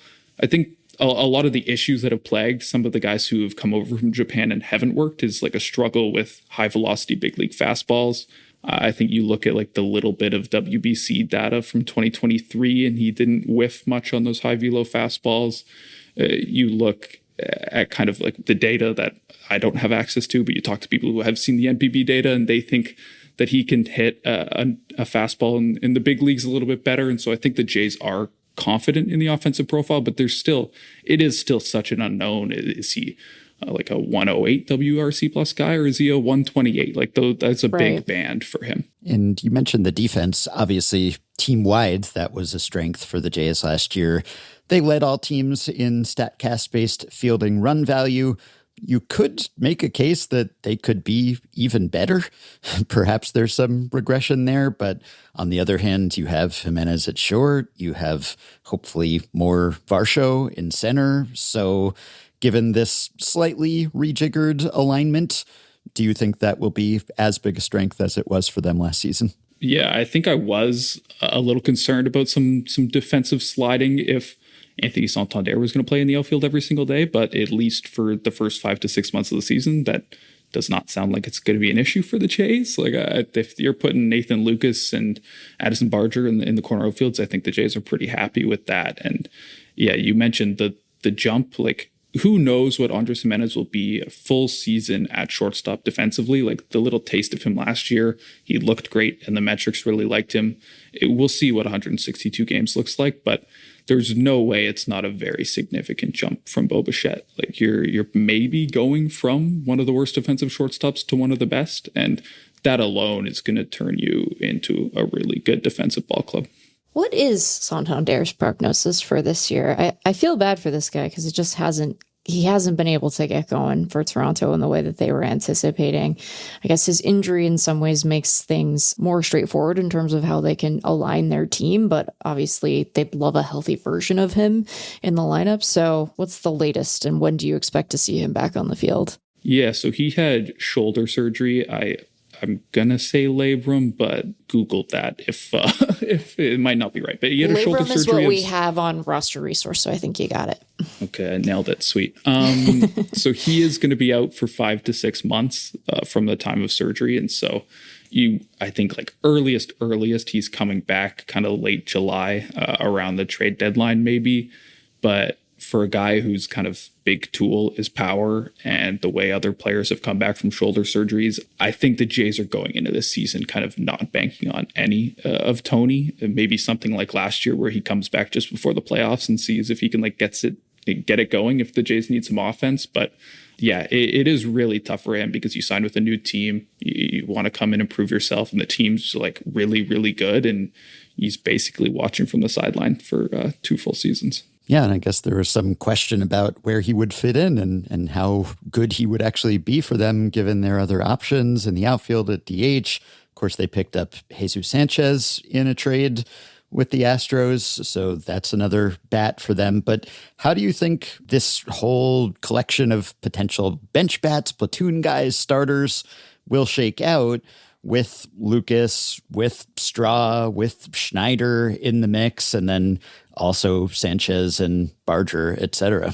Yeah, I think Sanchez is going to get the first crack at kind of like everyday versus righties left field. I'd expect Davis Schneider is probably in a pretty straight platoon with him in left field. Dalton Varsho, if healthy, that guy's going to play every single day in center field. Maybe he comes off in the 7th inning when a hard lefty comes in, and Miles Straw can get his defensive innings in. And then if Okamoto is what the Jays think he will be, if he is a solid defender at third base and he can hit big league pitching, that's going to push Barger into maybe a potentially everyday right field role.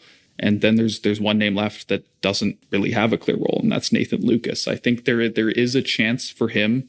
Like, this guy was the team's number 2 hitter against righties throughout the postseason in the World Series, and now he's like maybe an odd man out.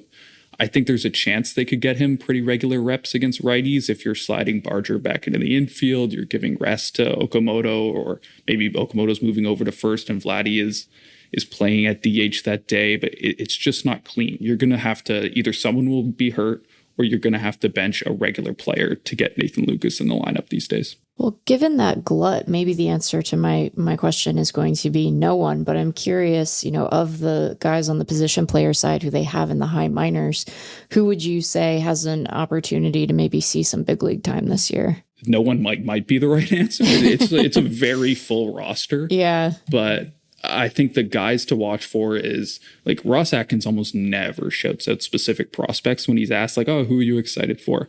But before spring, he gave a little shout out to outfielder RJ Schreck, which I found interesting because it's like, this team has 1 million outfielders. How is this guy going to crack the roster? So maybe he's just hyping him up as a potential trade candidate, or maybe he is really excited about what he could do. In a couple injuries, we would see him in the big leagues. The other interesting question is kind of like the depth infielders around this team. Like, Leo Jimenez is out of options, and this team might not even break camp with a bench infielder. But if he wins a job, he can be on the roster. Behind him, they have a guy named Josh Kasovic, who's like a glove first prospect who, if Jimenez goes down for an extended period of time, you could bring Kasovic up as kind of a consistent option there. But there's a lot of paths for young pitchers to break onto this team through injury and attrition and just like them needing innings. The path for the hitters is just not as clear. No recounting of the playoff heroes would be complete without mention of Ernie Clement. That was quite an incredible performance from him. Now, he's been a slightly below league average bat the past couple seasons and still a pretty valuable player overall. But perhaps his performance in the postseason raised expectations for his offensive output. Where did that come from, if you have any idea, other than just playoff randomness? And do the Jays think that he can hit, if not like that all season, then maybe more than he did in the past couple seasons in more of an everyday role? If anyone has an explanation for playoff Ernie Clement, I'm all ears. I think you ask Ernie, he says, I'm just kind of built for the moment. And he points to his College World Series run, and he points to his World Series run last year. And I'm like, who am I to argue with that? I don't have data points that can go against that. But it is an interesting season for Ernie, because this is as much as this guy's kind of been a regular the last 2 years and really burst onto the scene in kind of the national audience last year, this is going to be his first season having the keys to one single position. He still has his versatility, but Ernie Clement is the Blue Jays opening day second baseman, and they hope he is their second baseman again on game 162 and into the playoffs. And I do wonder if that allows him to focus a little more on offense and kind of put a little bit more into that this coming season. And yeah, I think the Jays, if he's a league average hitter, would be stoked if he is any better than that. He's got 5 WAR potential.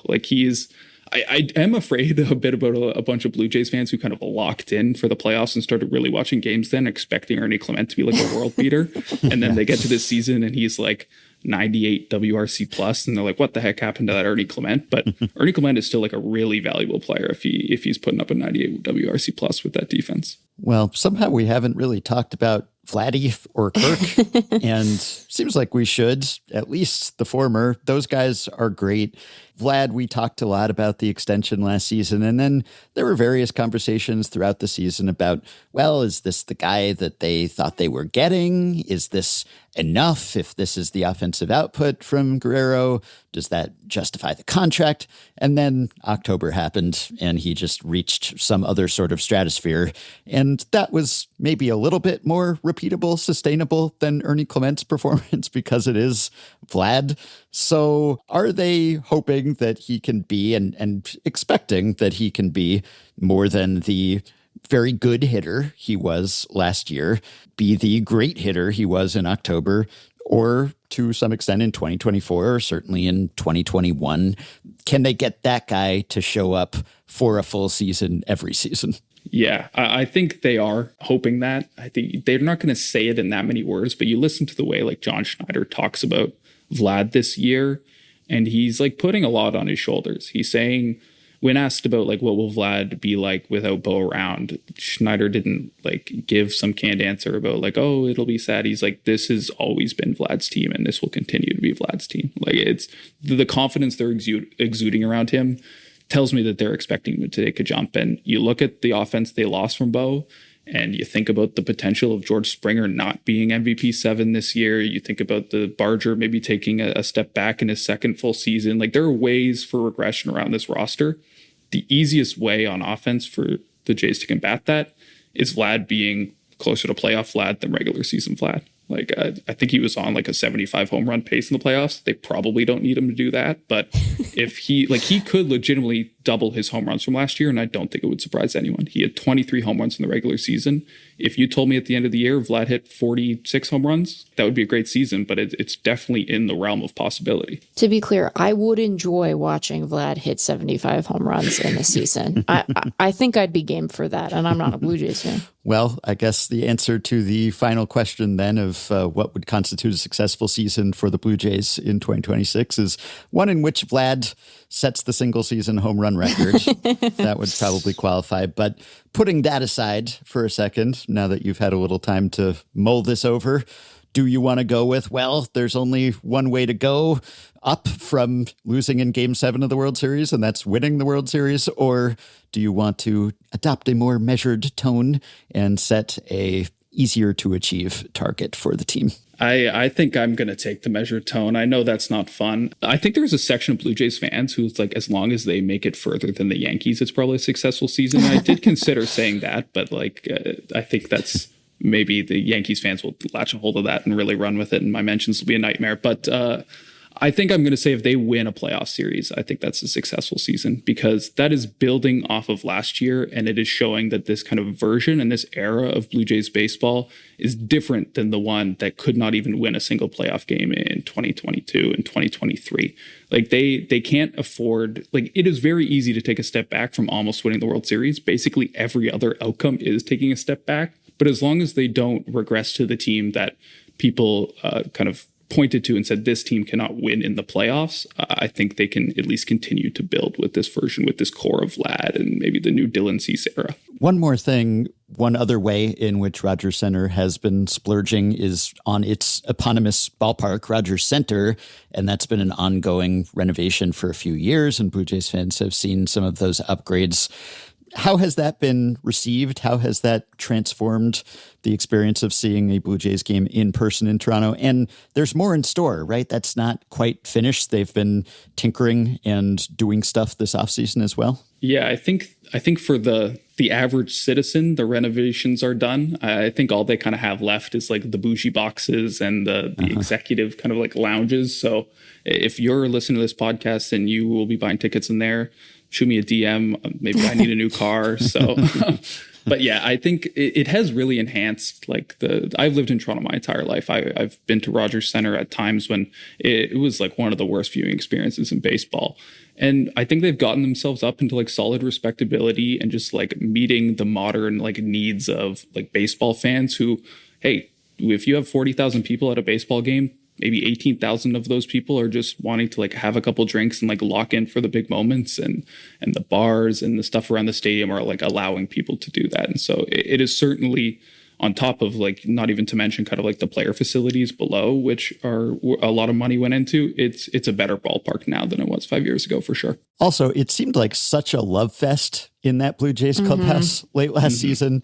And I know that a lot of teams talk about how great their clubhouse is, especially if they go deep into the postseason, because winning does tend to lead to good feeling if it's not already present. But how much did you sense that was actually a distinct quality of the Blue Jays, that they had some sort of clubhouse culture, morale above replacement value that was significant? And do you think that has persisted into spring training so far? It's interesting. So I first covered this team in 2021. And so I was not around on a daily basis the 2015-16 Blue Jays, which was kind of like the previous iteration of playoff success for the Toronto Blue Jays. But you talk to people who covered that team And the way they talk about how those personalities of Jose Bautista, Josh Donaldson, Russell Martin, and Troy Tulowitzki kind of all mesh together versus how these personalities mesh together.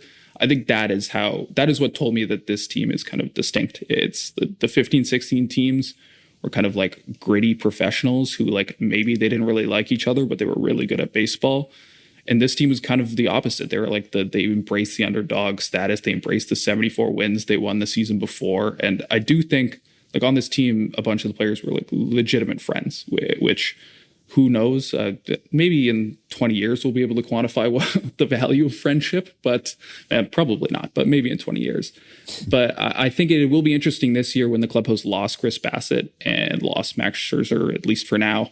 We'll see if he comes back, because on top of being kind of like part of those friend groups, they were kind of North Stars in the clubhouse. They were able to get the team back on track and able to kind of lock in on the day-to-day grind. And so I think it was a combination of just kind of good vibes, but also having teammates that kept the team uber focused on winning. Well, I snuck in a couple bonus questions after the closing question. Thanks for indulging us. And I hope the natives have noticed that I've taken pains to say Toronto for most of this interview, because I was very conscious that I said Toronto when I started like an American, and it's okay for Meg to say Toronto because she's an American, but I'm a half Canadian. I can't be out here saying Toronto. And so I have adjusted. I sounded like, in Return of the Jedi, when C-3PO is regaling the Ewoks with the story of Star Wars so far, and he's simulating the AT-AT sounds and everything, and he goes, Toronto Bosh, Toronto Bosh. Yes, R2, I was just coming to that.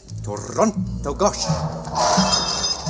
That's how I said Toronto. Actually, I guess it was Toronto Gosh, not Toronto Bosh. Toronto Bosh was when Chris Bosh played for the Raptors. Anyway, I've adapted, I've adjusted. I'm a dual citizen. I can say Toronto. Sloan's my favorite band. I'm one of you. I see you. And thanks for bearing with me. And also, thanks for coming on, Mitch. This was great. You should read Mitch's coverage now that I've grandstanded about my saying Toronto. And you can judge whether I'm saying it right now, because, you went to McGill and everything. So read Mitch's coverage at The Athletic and listen to him, support him on his brand new podcast, Bluebird Territory. They have, 4 episodes under their belt? So check it out.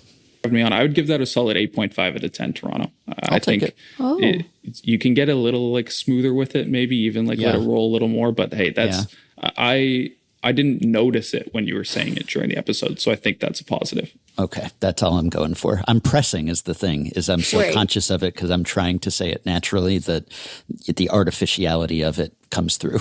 Well, at least half your brain space is being occupied by the Star Wars reference at any given time. So you're like, what do I do with that? Would you I'm half American, so I'm trying to overcome that. Would it be better if I tried to say it like someone from Toronto? It's like I say Oregon, even though it's unnatural to me as a New Yorker. I'm not going to say Colorado, but Colorado. No. Thank you, Mitch. Thanks, no problem. Thanks for having me on. We'll let you leave now. And we'll be back after one more quick break with Adam Berry of MLB.com to talk about one of the teams that Toronto. See, I tried too hard. Yep. Toronto will be trying to take down in the AL East this season, the Tampa Bay Rays. Baseball is a simulation. It's all just one big math equation.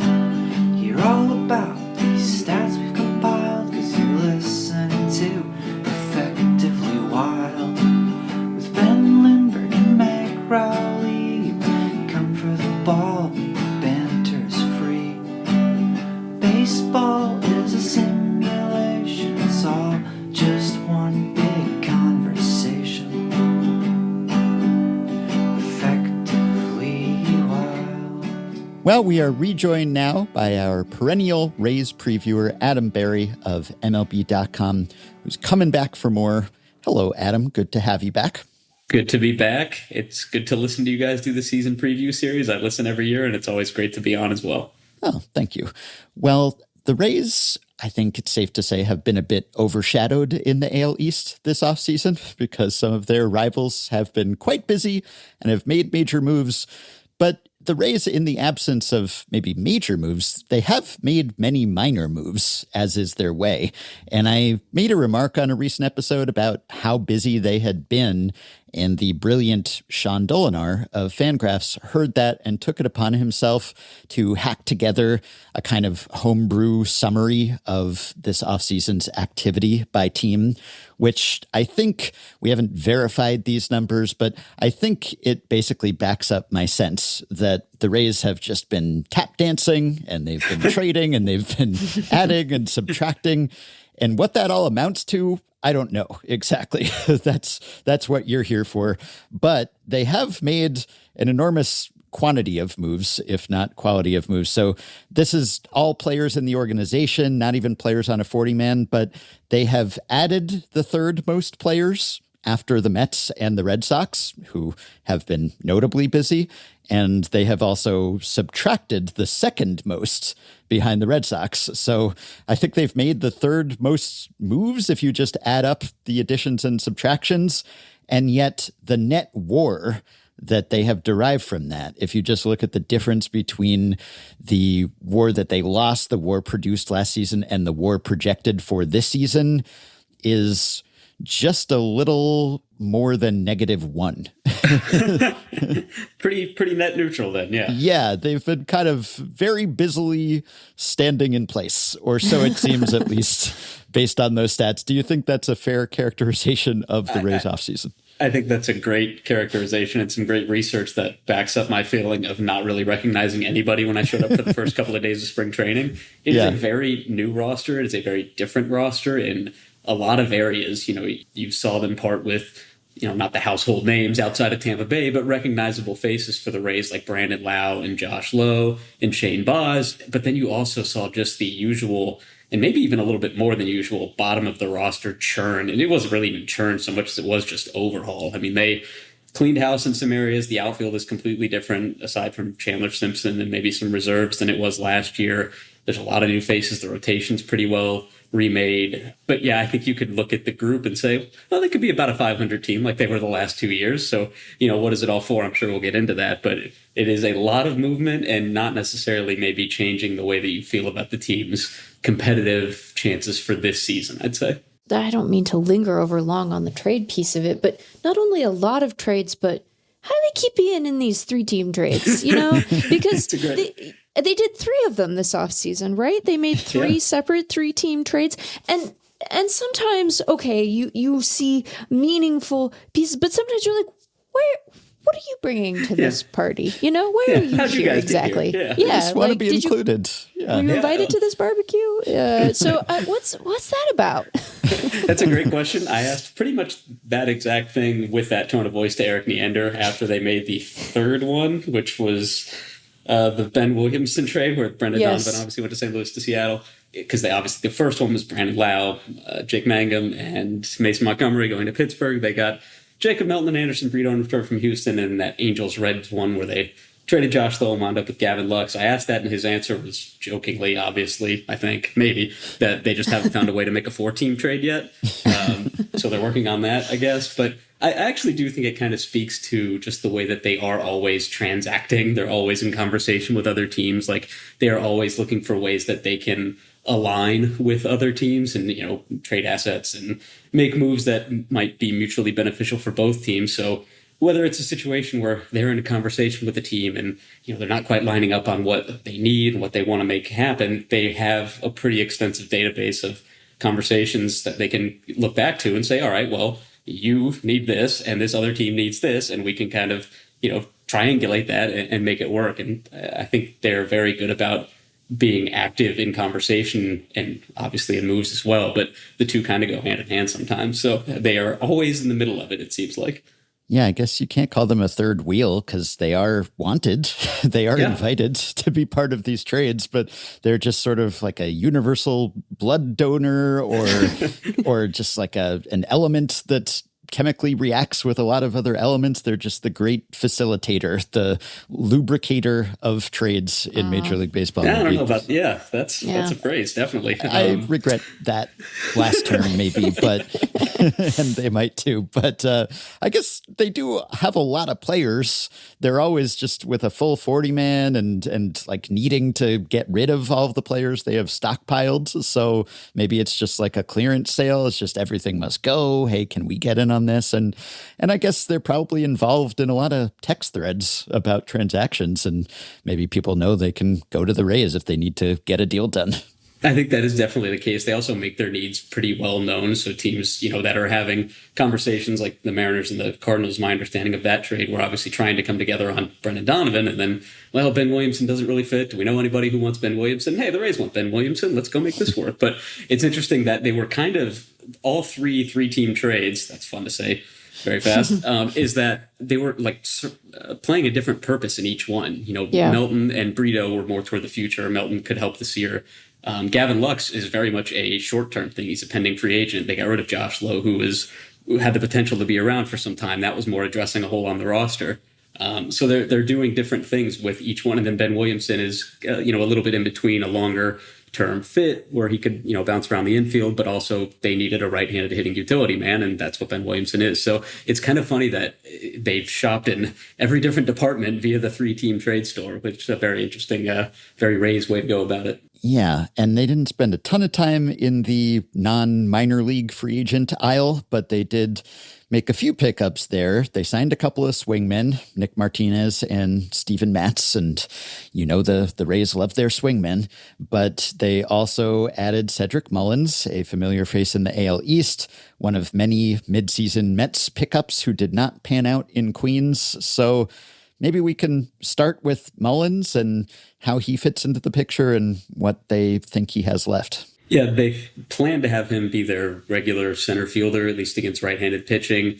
I think the outfield was kind of a catastrophe for the Rays overall last season. You look at the power production, and it was, I believe, the worst in baseball. They hit 20-something home runs as a group of outfielders last season, which is not ideal. Obviously, they had some Chandler Simpsons and Jake Mangums out there who that's not their game, but you need more power production from the outfield. They see Mullins as a guy who can provide some of that from the left side of the plate and play reliable center field defense, which they didn't really have last season, in part because Johnny DeLuca was hurt for so much of it. But I think they can also plug in DeLuca or, one of these other right-handed hitting options that they have to play alongside Mullins so they're not exposing him against left-handed pitchers as much. And I think you're going to see a lot of those platoon-type situations in this kind of remade outfield that they put together with Mullins at the middle of it.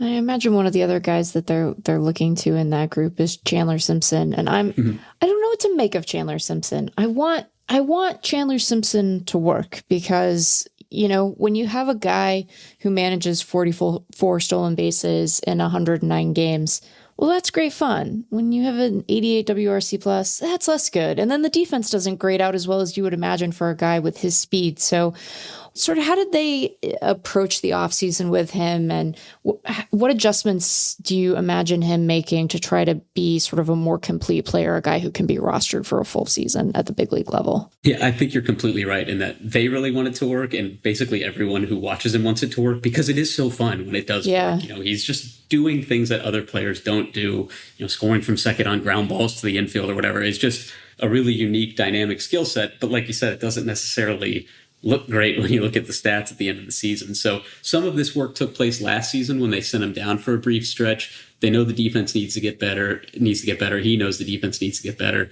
They've had him working actually with Kevin Kiermaier, obviously one of the best defensive outfielders of his generation when KK was in camp for the first week or so. So that's been a constant focal point. He's still, a relatively new outfielder. He was a college infielder. Yeah. So he's still getting used to the reads, the jumps, the routes, some of the plays at the wall and everything. They think with time that'll come. Chandler Simpson's a very hard worker. He's a really bright kid. That the effort's going to be there. It's just a matter of kind of reps and experience and maybe not trying to overexpose him in center field, because you would think, all right, 80 runner should be an 80 defender in center field. Clearly doesn't work that way. They're going to give him a little bit of an easier assignment in left field. And then as far as the offense goes, it is more just about kind of boosting the on-base percentage. And that's just being more selective, not necessarily chasing just because you can put the bat on the ball, because you're right. Like you look at the 88 WRC plus and that doesn't really play. You know, you're not going to get anything basically from the slug. So you need it to come from the on base. And I think that's just going to be more walks, you know, selecting his pitches a little bit more carefully to see what he can not drive, because him driving the ball is almost a bad thing, but like find a hole through the infield. And I think they're going to give him a fair amount of run, at least to start the season in left field. So we'll see how it goes. Let's talk about a couple of success stories from last season, Jonathan Aranda and Junior Caminero. Aranda was a popular breakout pick heading into last season. And you know what? Even I would say success on that score. It was certainly looking like a breakout season. Of course, he then did break, and that was a big loss for the Rays lineup because he was really a linchpin in that lineup with that high on base. But what went differently and well for him in 2025? I think it was largely just opportunity. I mean, he'd been up for stints before in the big leagues and nothing really to write home about until I would say probably September 2024. He got a little bit more regular time coming back for an injury, and you started to see kind of all the work that he'd been doing in the minors and some of the adjustments that he'd made as far as getting the fastball start to pan out in the big leagues with regular playing time. And then he came in last spring. He was on the team. There was no question about that. He was going to get regular work at first base. He didn't have to worry about bouncing around to second or third or whatever it might be. His focus was just on being the version of Jonathan Aranda that they saw in the minors, because they had preached for so long that anybody who put up the results that he did in AAA for as long as he did, it was going to work out at some point in the majors. And I think their, you know, belief in him was validated, and I think the work that he put in was validated as well. He's going to be the first baseman moving forward for the foreseeable future. And some people probably had Caminero as a breakout candidate, and that I would veto just because, they were out there. Believe you me, they were out there. I believe it was me. Guilty, How sorry. dare you? But maybe special dispensation when a guy hits 45 dingers, even if he is a top prospect who should be expected to be pretty good.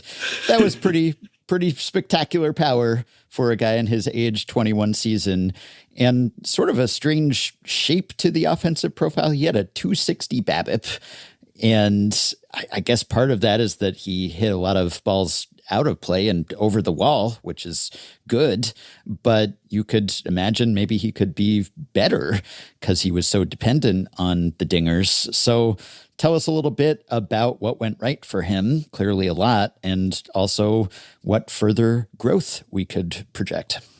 You're right to the strange shape also in that he grounded into 31 double plays. It just felt like, especially at the beginning of the season, that pace was like even more ridiculous for the first 3-4 months of the season, I believe, that it just felt like every ball he hit on the ground was with a runner on first base, hit directly at an infielder, and he hits the ball so dang hard that like it's an automatic double play because he's not a great runner down the line.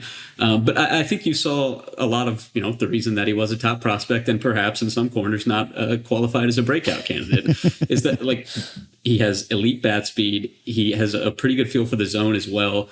When he chases, he is able to make contact. And again, he hits the ball so hard with such tremendous speed that he can mishit balls. And this was especially the case at Steinbrenner Field last year. He mishit a lot of balls to right field that went out for home runs. And that's how you get to 45 with 110 RBIs. So I do think there is another step for him offensively. You look at it was a .311 on base percentage. That is probably got to come up at some point, especially if you're going to lose a few of those home runs moving back to Tropicana Field this season. But I think he's got that in him. You started to see it a little bit more down the stretch where he was being a little bit more patient and just really kind of turning into an all-around hitter. And the other thing that I think really stands out about Junior is the way that he improved on defense. He was taken out of games the first month or so of the season, usually replaced by Jose Caballero at third base because Kevin Cash didn't necessarily trust him at third, you know, with a game on the line when it was close in the final innings. And he turned himself into a much better defender. The numbers won't look great overall. They're probably about average, but that was really negative at the start and really positive at the end. And he came into camp this season saying he wants to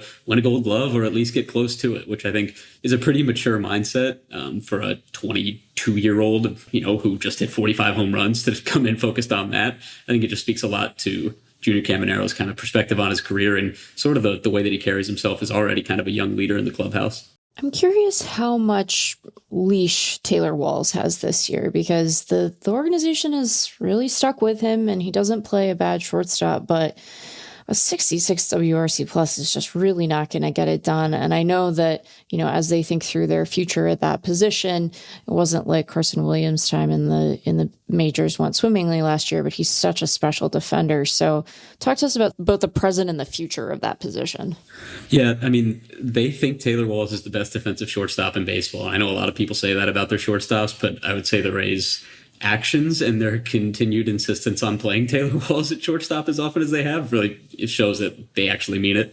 They're going to give him the run there to start the season. It seems like Carson Williams has a chance to come in and compete for the job in camp, but like you said, I think what you saw in the big leagues from him was a pretty good indication that he could use a little bit more time in AAA to cut down the swing and miss, to reduce the strikeout rate. I think it was roughly 40% during his brief time in the big leagues.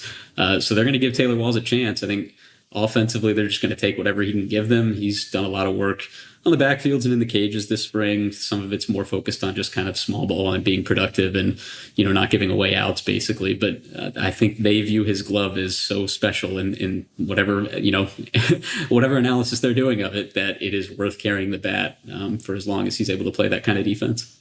Let's talk about that single season sojourn to Steinbrenner Field, which did not play as an offensive park the way that the other minor league park in the majors last year did in Sacramento.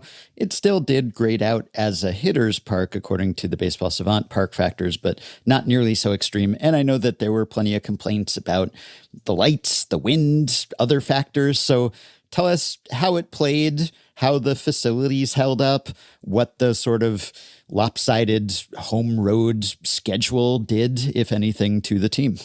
Yeah, it played weird. I think that's probably the best sort of summary of it. Like, you go in April and you expect, all right, it's coming out of spring training. You see the way the balls fly out, on windy days or whatever. And it just felt like the wind was consistently blowing in.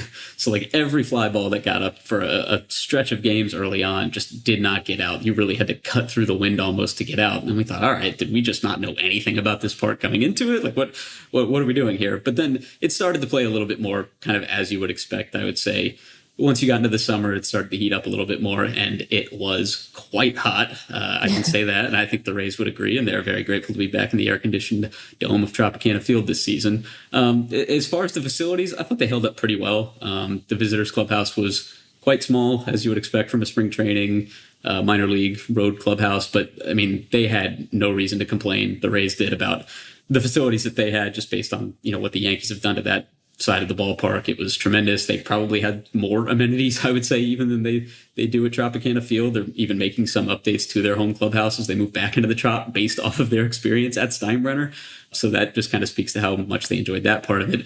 And then, yeah, I do think there was something to the scheduling aspect of it. You did see kind of that fall through July and August, where they were actually in a pretty good position through June, when they had been largely loaded with home games to that point, and they started to go on the road a lot. The home schedule was tough when they were back, and it obviously fell apart from there. So they never complained about it. I will give this team a lot of credit. Like, they had every right probably to complain about certain things, but in the way that it was all affected, it was totally out of their control. But they were pretty good soldiers about it. They, wouldn't use it as an excuse, even though I think you probably could point to certain aspects of it, like the schedule is a reason that their season kind of unfolded in the way that it did.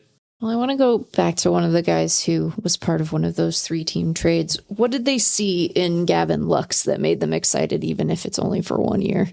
Yeah, they needed a second baseman after trading Brandon Lau. They knew that they were not going to be able to match Lau's power at second base, which is pretty rare, but they did think they could kind of make up for some of that production with on-base ability, which Gavin Lux has, a little bit more contact and better defense. Lux is doesn't grade out as a tremendous defensive second baseman, or at least he hasn't recently, and the Reds were kind of moving him at left field and DH, where he was kind of miscast. He wasn't able to focus on one specific position. So I think you're going to see him play regularly against right-handers, try to be that kind of on-base guy, hit doubles, work the gaps and everything, and get on for the Yandy Diaz's, the Jonathan Ranas and Junior Camaneros.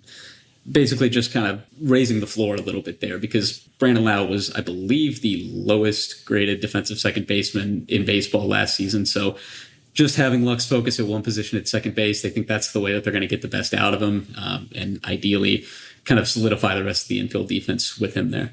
I should probably ask about where they will be playing this year as well. What's the state of the Trop? What kind of work has gone into it? Is it ready? How's it looking? Yeah, I actually have not yet been inside. They've given a couple of media tours. The city of St. Petersburg has, and for whatever reason, just hasn't worked out. But we've seen pictures. We've heard from people who have been in there. It looks like a baseball stadium again, which obviously was not the case recently. The roof is totally repaired. All the panels are back on in place. They put the turf down. They're doing work in the seats. They're expanding the video board and getting the sound system back up and running. So it is expected to be ready for April 6th, which is their home opener against the Cubs after a nice, long, cold road trip to start the season to St. Louis, Milwaukee, and Minnesota. So it is expected to be good to go. Some upgrades from before. Clubhouses should be in good shape and everything by then. So really just kind of an incredible amount of work that went into it, and by the city of St. Pete and everybody that they contracted to do that job. And also some really good fortune that it was not nearly as busy of a hurricane season this past year as it was before, because that had the potential to just kind of wreak havoc on the entire process. They were very fortunate in the way that it worked out. So it looks like they will be back in the Trop for the next 3 seasons that are remaining on the use agreement with the city. And then? No. Yeah. Great question. Always the question with the Rays. The new ownership group that's come in made no secret whatsoever, like their top priority, their main focus is getting a long-term ballpark built in Tampa Bay. They moved pretty quickly, I would say, to get an agreement, to work toward an agreement with Hillsborough College, which is located actually adjacent to Steinbrenner Field. It all comes full circle, right across from Raymond James Stadium in Tampa. Obviously that would be an appealing destination, just given the proximity to everything. You could build kind of a little sports district there in that part of town. Working with the college to make it. They just keep adding verbs to these things. I believe it's now live, work, play, learn, I think is the last one. District, I think that project has gotten the approval of the state. Governor Ron DeSantis was in town for a press conference at one point and, threw his weight behind it. Rob Manfred, the commissioner, came and threw his weight behind it and offered his support and say that baseball still belongs in Tampa Bay and they want to see the Rays stick in Tampa. There is, of course, the significant issue of who's going to pay for it. They're still working on the negotiations and things along those lines. I believe the Rays have said that they will pay half of the ballpark, which I think has had an estimated cost of $2.3 billion. So that is still a sizable tab that they are going to ask the county and the city to pick up. And that, as ever, remains the question of how that will work.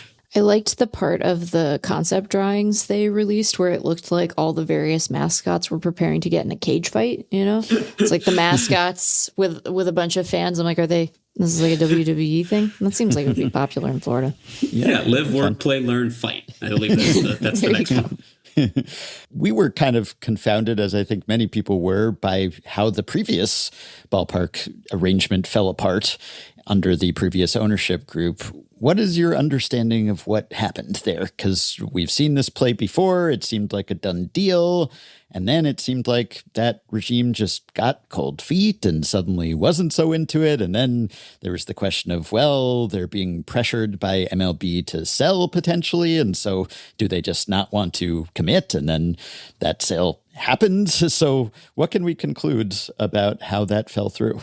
Yeah, I mean, I do think that was the intent, was to build that ballpark on the Tropicana field site as part of that historic gas plant district project. And then for whatever reason, the delays with the county and the increased costs, they just felt they couldn't handle it. And then they kind of backed their way. The team, I should say, the ownership group couldn't handle it, couldn't afford it, and found a way essentially to back out of it. That is kind of the conclusion that I think you have to draw at this point. They didn't feel like it was a responsible thing to do, and then Stu Sternberg was pretty open about it. Like that was the part of the gig that he couldn't do. He couldn't cross the finish line with a ballpark in the Tampa Bay area, so he thought it was time to sell to somebody who could, and obviously profit quite handsomely from doing so.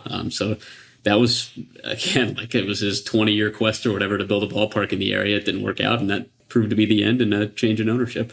We have not forgotten that the Rays employ pitchers and some pretty good ones, so we will get back to that in just a second. But while we're on the subject of ownership, obviously the Rays under Sternberg's tenure, they were pretty successful, especially given how much they spent. But there was how much they spent. So how much, if at all, will those two things change, the success and the spending under this new ownership group? What do we know about what they might be willing to invest in the payroll? And then what do we think about, well, will they leave executives in place? Will they empower smart baseball people to do smart baseball things, which was certainly a hallmark of the Sternberg era, where there was lots of continuity with people like Neander, but then also just an enormous network of ex-Rays executives running every other team, seemingly. Yeah, I'll start with the second part. They were really open from the start that they are going to basically just leave Eric Neander and Kevin Cash alone. Like, I think that was their phrase, was in Eric and Kevin we trust. Like, they... And Jeff Sullivan. Don't mess with course, Jeff. Yeah. I don't think he came up at the press conference, but that sounds about right. It was implied. I think they were very upfront about that. They don't want to mess with a good thing. They know what they have. You know, they saw the way that it can work, and they don't want to get involved. They don't want to meddle. I think they even said they had an agreement that, like, nobody is allowed to meddle in baseball decisions, which has to be reassuring when you're a front office that is used to not being meddled with, to hear that you will not be meddled with any further. So that seems to be the case on that front. And then as far as payroll goes, I asked that question at the introductory press conference, and Patrick Zalewski, who is the managing partner, kind of the head of the new group, basically said, you know, I believe his quote was, the economics of the club haven't changed and payroll won't either. You know, it's always kind of the far off hope that if they do move into a new ballpark, they'll be able to invest more of that money into payroll. So I think that is the timeline, I would say, when if things are going to change on that front, it'll be when and if, I guess, that happens. All right. I guess we should get to some of these pitchers now because, you know, there's a lot of them. There are a lot of them. They are quite good. They do project to be a top 10 pitching team by WAR. You might not have heard of many of the pitchers, but nonetheless. Well, one guy who I think Rays fans have heard of but haven't gotten to see in a long time is Shane McClanahan. So I want to start with him. What is the state of Shane McClanahan? How many innings can we expect from him this year? Talk to us about Shane. It's a great question. Just a bizarre couple of years for Shane. Obviously had the second Tommy John surgery that ended his 2023 season, which was a second straight All-Star year, then looked good coming into camp last spring, went through a very normal, healthy spring, and then had just that freak nerve issue in his triceps that left him unable to even feel his hand and move his fingers for about, I think he said, a month and a half or so. So really scary injury. They did not know how long it was going to take to recover from it. It wound up taking the entire season, had another procedure near the end of the year to address that. By all accounts, he had a normal offseason. He came into camp having thrown bullpens. He's throwing bullpens now. I believe he's going to face hitters tomorrow as we're recording this, so he'll be a little bit slower into games. I don't think they're going to push him past 5 innings, certainly in spring training, probably for the first month of the season. You saw kind of how carefully they managed Drew Rasmussen coming back from his third major elbow surgery last year as he got back to being a starter. I would think that is probably the blueprint, if maybe not even a little bit more conservative, just given the time that he's missed, on the mound, period, and some of the uncertainty with that. But, from everything everyone said, pitching coach Kyle Snyder, manager Kevin Cash, and everybody who's seen him, like, he looks like Shane McClanahan before this injury. So, and he looked like that last spring as well. So as long as he is past the nerve thing, I think you have a really effective starter. It's probably just going to be in shorter bursts than you would expect from kind of your typical ace. I wanted to ask about the other Shane, the Shane who's no longer there, Shane Baz, who was traded to Baltimore in the division. And so he's the Shane who is like the Shane, the titular character of Shane, the movie, who at the end, the little boy named Joey is yelling, "Come back, Shane," but he rides off into the sunset.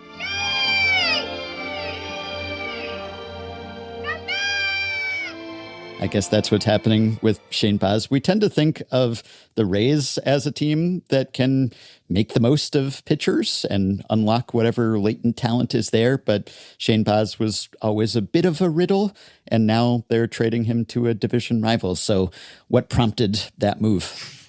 I don't necessarily think they went into the offseason saying, okay, we have to trade Shane Baz. Like, they thought that he was due to improve this season just based on the fact that he finally put together a full healthy season. It wasn't a great season. It was an ERA near 5, but 31 starts, I believe it was 166 innings, more strikeouts than innings. You've started to see some progress with the rest of the arsenal to complement a very good fastball. So they didn't necessarily head in saying, all right, we got to get rid of this guy. But the offers for controllable starting pitching started to kind of creep up into a territory, especially in terms of just the haul of young talent they wound up getting in that Orioles trade, that they felt like they couldn't say no, and then they could move to kind of backfill from there. Because I do think they really liked Shane Baz. They really thought that he was due for a step forward. You're right, like that is the kind of guy typically that the Rays go out and acquire. But I think the offers just got so significant that they felt they couldn't refuse at that point. Well, maybe we can talk about some of the guys who have pitched more recently for them. And by Ray's standards, pitched a lot, you know? Tell us about Drew Rasmussen and Ryan Pepiot and sort of what you're expecting from those guys this year. Drew Rasmussen is so good, and I feel like I'm keeping a secret when I cover him, because I just feel like nobody actually recognizes that Drew Rasmussen is incredible. And one of the more ridiculous stories in baseball last year, 2 Tommy John surgeries and an internal brace procedure, comes back as a reliever the year before, and then throws 150 innings over 31 starts as an all-star. Just a remarkable comeback, and to be basically the exact same pitcher that he was before, if not a little bit better. I mean, the consistency of his performance since he got into the big leagues is remarkable. I think it's, you know, an ERA always between like 2.6 and 2.85, and a WHIP always between 1 and 1.1. It is just metronomic consistency from Drew Rasmussen, even with all of the questions, all of the injury concerns, and all of the challenges that he faced, you know, given his workload. And he got pulled back into kind of an opener role for a stretch in the middle of the season, came back from that and was basically the same guy. I think, again, just like a really elite type pitcher who's probably not done any favors by the fact that he's not qualified for an ERA title and doesn't show up on leaderboards and things like that. So a tremendously valuable starter. He's going to be their opening day starter this year. Maybe that brings a little bit more name recognition for him as well. And then Ryan Pepiot, I think, probably stands to benefit as much as anyone from the move back to Tropicana Field for 2 reasons. One, he's obviously a fly ball guy. He tended to get hurt a little bit by some of the dimensions at Steinbrenner. 2, it just felt like he drew every single noon start at Steinbrenner Field when it was 98 degrees outside. So, Yikes. I mean, just getting away from that's got to help the guy. But they like his stuff as well. They've seen kind of a little bit of an expansion of his arsenal in the way that he's gone from, you know, maybe just purely fastball changeup into adding a little bit more breaking stuff in there. They see him as kind of also like a pretty consistent source of innings, along with Nick Martinez, who they brought in via free agency. Yeah, and then those aforementioned swingmen, Martinez and Matz. Which way will they swing in 2026? Will they stick in the rotation? Will they go back and forth? You never can tell with this team. Yeah, it seems like they like Martinez coming in both of them are going to be in the opening day rotation as planned right now. Seems like Martinez is probably more likely to function as kind of a traditional starter over the course of the season, you know, depending on what else happens behind him, whereas Matz, just given the fact that he hasn't pitched over 100 innings in a number of years, might have to be shortened up in kind of that way that Rasmussen was last year. He obviously showed that he could be really successful as a reliever last year. So if it's not looking great as a starter, they have that as a pretty good fallback option on a 2-year, $15 million contract. You know, obviously that would have some appeal either for them in the bullpen or potentially as a trade candidate.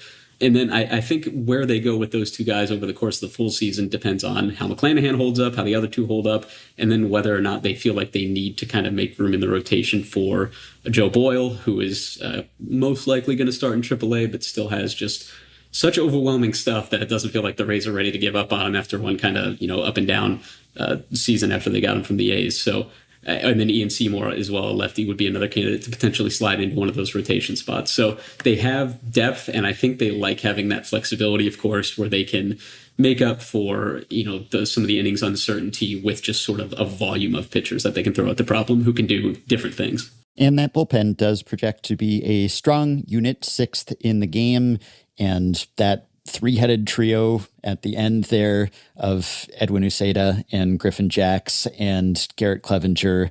Not the biggest names maybe, but those guys are pretty nasty. And I guess 3-headed trio was perhaps a little redundant. Nonetheless, those guys are good, but I have heard Uceda's shoulder described as cranky, which I guess is a somewhat worrisome adjective. So there's a lot of crankiness going on with elbows and shoulders at this stage of the spring, but how worrisome is that? I was going to say, and beat writers. Yeah, that is a concern. Obviously, early on in spring training, he came back from his arbitration hearing in Arizona, which he attended in person. Oh, no wonder he was cranky after that. He won. Oh, okay. went back to the Dominican and resumed throwing, and he started to feel a little bit of crankiness in his shoulder, apparently. Tried to get back to playing catch yesterday as we're recording this, and started to feel it barking at him as he started to throw from longer distances. So he actually went today for further imaging and a visit with Dr. Coco Eaton. So as we're recording this, we don't know the state of Edwin Uceda's shoulder and what might be next for him. But that's potentially a huge issue for the Rays, because he would be a very big part of that kind of leverage by committee group with Jackson Clevenger. And, he's a guy who's proven that he can do it. And, 4-out bursts or multiple inning bursts, he can come out and get the biggest out, of a game with runners on base. So that is definitely a big injury to watch, because you could look at maybe throw Brian Baker into that group as the 4 sure things in the bullpen heading into the season, and then they have some questions to answer beyond that. So any injury does kind of just chip away at that depth pretty quickly. I feel like this is a more relevant question for the Rays than it maybe is for any other team in baseball, just given the way that they move guys on their roster and you have these dudes shuffling up and down. We have this group. You've talked about a couple of the younger guys, but who are some of the guys at the high minors who you expect might end up, making their way to Tampa in the event of injury? Yeah, I think a couple. We touched on Carson Williams earlier. I think he should have the opportunity to play his way into a role in the big leagues, based on what he shows offensively in AAA. Jacob Melton, touched on him. He was one of the guys that got in one of the 3-team trades from the Astros. They are really high on him. Just a great athlete. They love what they've seen in the batting cages so far in spring training. Kevin Cash said that he kind of hits the ball like Yandy Diaz and Junior Caminero, just in terms of exit velocity, which that certainly catches your attention around here. I think Eric Neander said they view him as a potential 20-homer, 40-steal, quality defender in center field. So they got him in that trade as ideally kind of part of their younger core moving forward. I don't know if it happens right away. He got a little time in Houston last year. It wasn't great. So maybe they'll give it a little bit more time to develop in AAA. And then the next group from there would probably be Trey Morgan, a first baseman. Great defender, more kind of bat to ball and on base than power. And catcher Dominic Keegan, who could maybe potentially possibly answer some of their long running questions at catcher. He's a very good hitter. He's earned very high reviews from the staff as far as just the way that he's kind of worked to improve defensively. Not a great thrower, but has a really good presence behind the plate. Good game caller, works well with pitchers.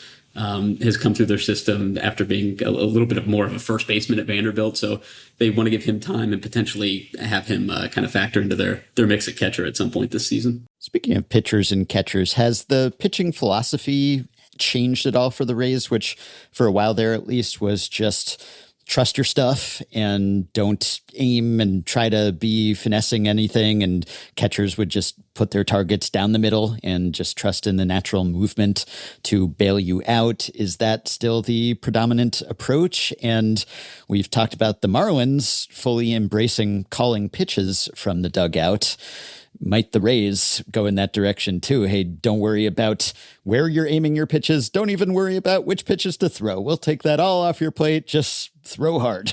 No, I would not expect that to come into the Rays dugout anytime soon. I think they're going to leave it with the pitchers and the catchers. And philosophically, I think it's pretty much the same. It is obviously very pitcher dependent. Somebody like Drew Rasmussen doesn't necessarily have to aim to a big spot. He's got a command, the type of command where you can focus a little bit more on location and sequencing and things like that. Whereas for a Joe Boyle, we referenced earlier, that is more just like the Tyler Glasnow model, just, throw to plate and hope for the best, because your stuff's so good and overwhelming that it should work for you. So I think it is very much kind of pitcher dependent. They've gotten really aggressive, as usual, as every team has, about kind of expanding arsenals and looking for ways that they can fill out pitch mixes. You've seen even probably untraditional guys like Kevin Kelly, a reliever, big sinker, sweeper, side-arming right-hander, work to mix in a changeup, just trying to give him weapons to handle both-handed hitters. I think it is very much an individual kind of approach to pitching, the same as it really ever has been with the Rays. Okay, let's go to our closing question then and ask you what would constitute success for this team in 2026. Have you ever had one that's just purely off the field related for one of these answers? 'Cause to me, it's get a stadium deal across the finish line. That is what they came in and said was the number one goal. That is a top priority for the ownership group. It's basically the sun around which the entire organization is going to have to orbit, is where are they going to be? What is going to mean for their revenues? How does that impact the future of the franchise, I think, moving forward? So to me, that's the most important thing. I don't know if that counts. You can define it however you want, but okay. I do wonder where the Rays see themselves. I don't know whether the Rays think in terms of competitive cycles or whether it's just kind of constant perpetual churn and trying to stay within striking distance, but it's really hard to stay within striking distance in this division in this year. So do they see themselves as building up to something soon? Do they see themselves as sort of a dark horse contender? If things don't go great at the start of the season, are we going to be talking about Yandy Diaz, ground beef, or Pepio or others as potential midseason trade candidates? Because we have established that this team likes to trade.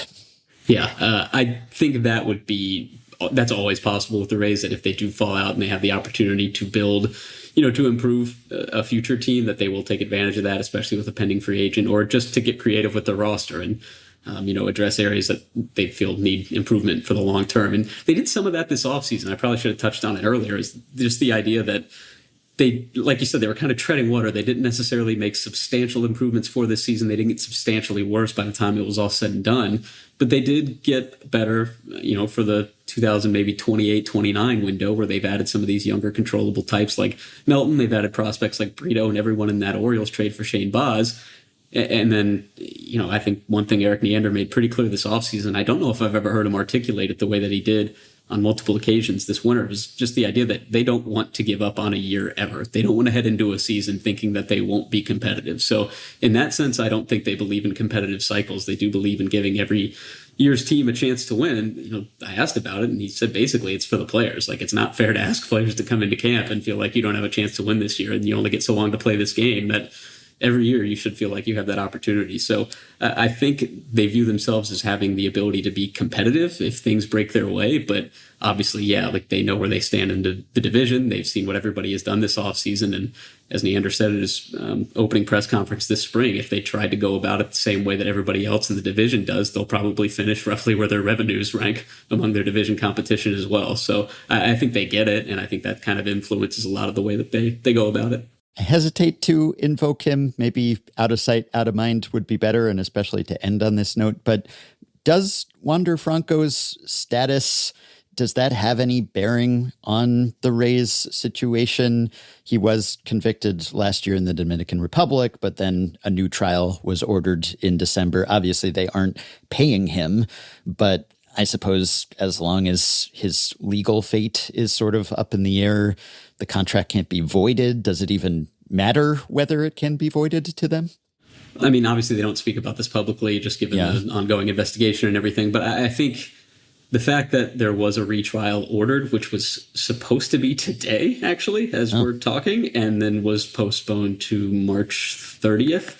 Yeah, that does leave some things in limbo, because theoretically, if the verdict is reversed and he is, let off, then it would come down to, obviously, MLB would have to investigate, and that could impact things. But if at any point he is able to obtain a visa and cleared to work, then, they would have to ask themselves some questions about that and what that means for their payroll, because there is still a substantial amount of that contract available. But as long as he remains unable to enter the country, with a visa and everything like that, then he's not being paid. It doesn't have an impact. But I think some clarity, which they thought they received with the initial verdict, would go a long way toward answering that question kind of once and for all. Well, you have answered all of our questions, so we will let you go. As always, we recommend that people read Adam's coverage of the Rays at MLB.com. Always a pleasure to talk to you. Thanks, Adam. Thank you. That'll do it for today and for this week. Thanks, as always, for listening. And glad tidings to all. We made it to Grapefruit and Cactus League opening day, so American and National League opening day can't be so far away. And today, you can support Effectively Wild on Patreon by going to patreon.com/effectivelywild and signing up to pledge some monthly or yearly amount to help keep the podcast going, help us stay ad-free, and get yourself access to some perks, as have the following 5 listeners: Mr. Maps, Ryan Kunkel, Nabil, Matthew Feary, and Shane. yet another Shane. Not the last Shane I'll be thanking in this episode. Patreon perks include access to the Effectively Wild Discord group for patrons only, monthly bonus episodes, playoff live streams, personalized messages, prioritized email answers, shoutouts at the end of episodes, potential podcast appearances, discounts on merch and ad-free FanGraphs memberships, and so much more. Check out all the offerings at patreon.com/effectivelywild. If you are a Patreon supporter, you can message us through the Patreon site. If not, you can contact us via email. Send your questions, comments, intro and outro themes to podcast@fangraphs.com. You can rate, review, and subscribe to Effectively Wild on Apple Podcasts, Spotify, YouTube Music, and other podcast platforms. You can find the Effectively Wild subreddit at r/effectivelywild, and you can check the show notes in the podcast post at FanGraphs or the episode description in your podcast app for links to the stories and stats we cited today. Thanks to Shane McKeon, there's that Shane, for his editing and production assistance. We hope you have a wonderful weekend, and we will be back to talk to you next week.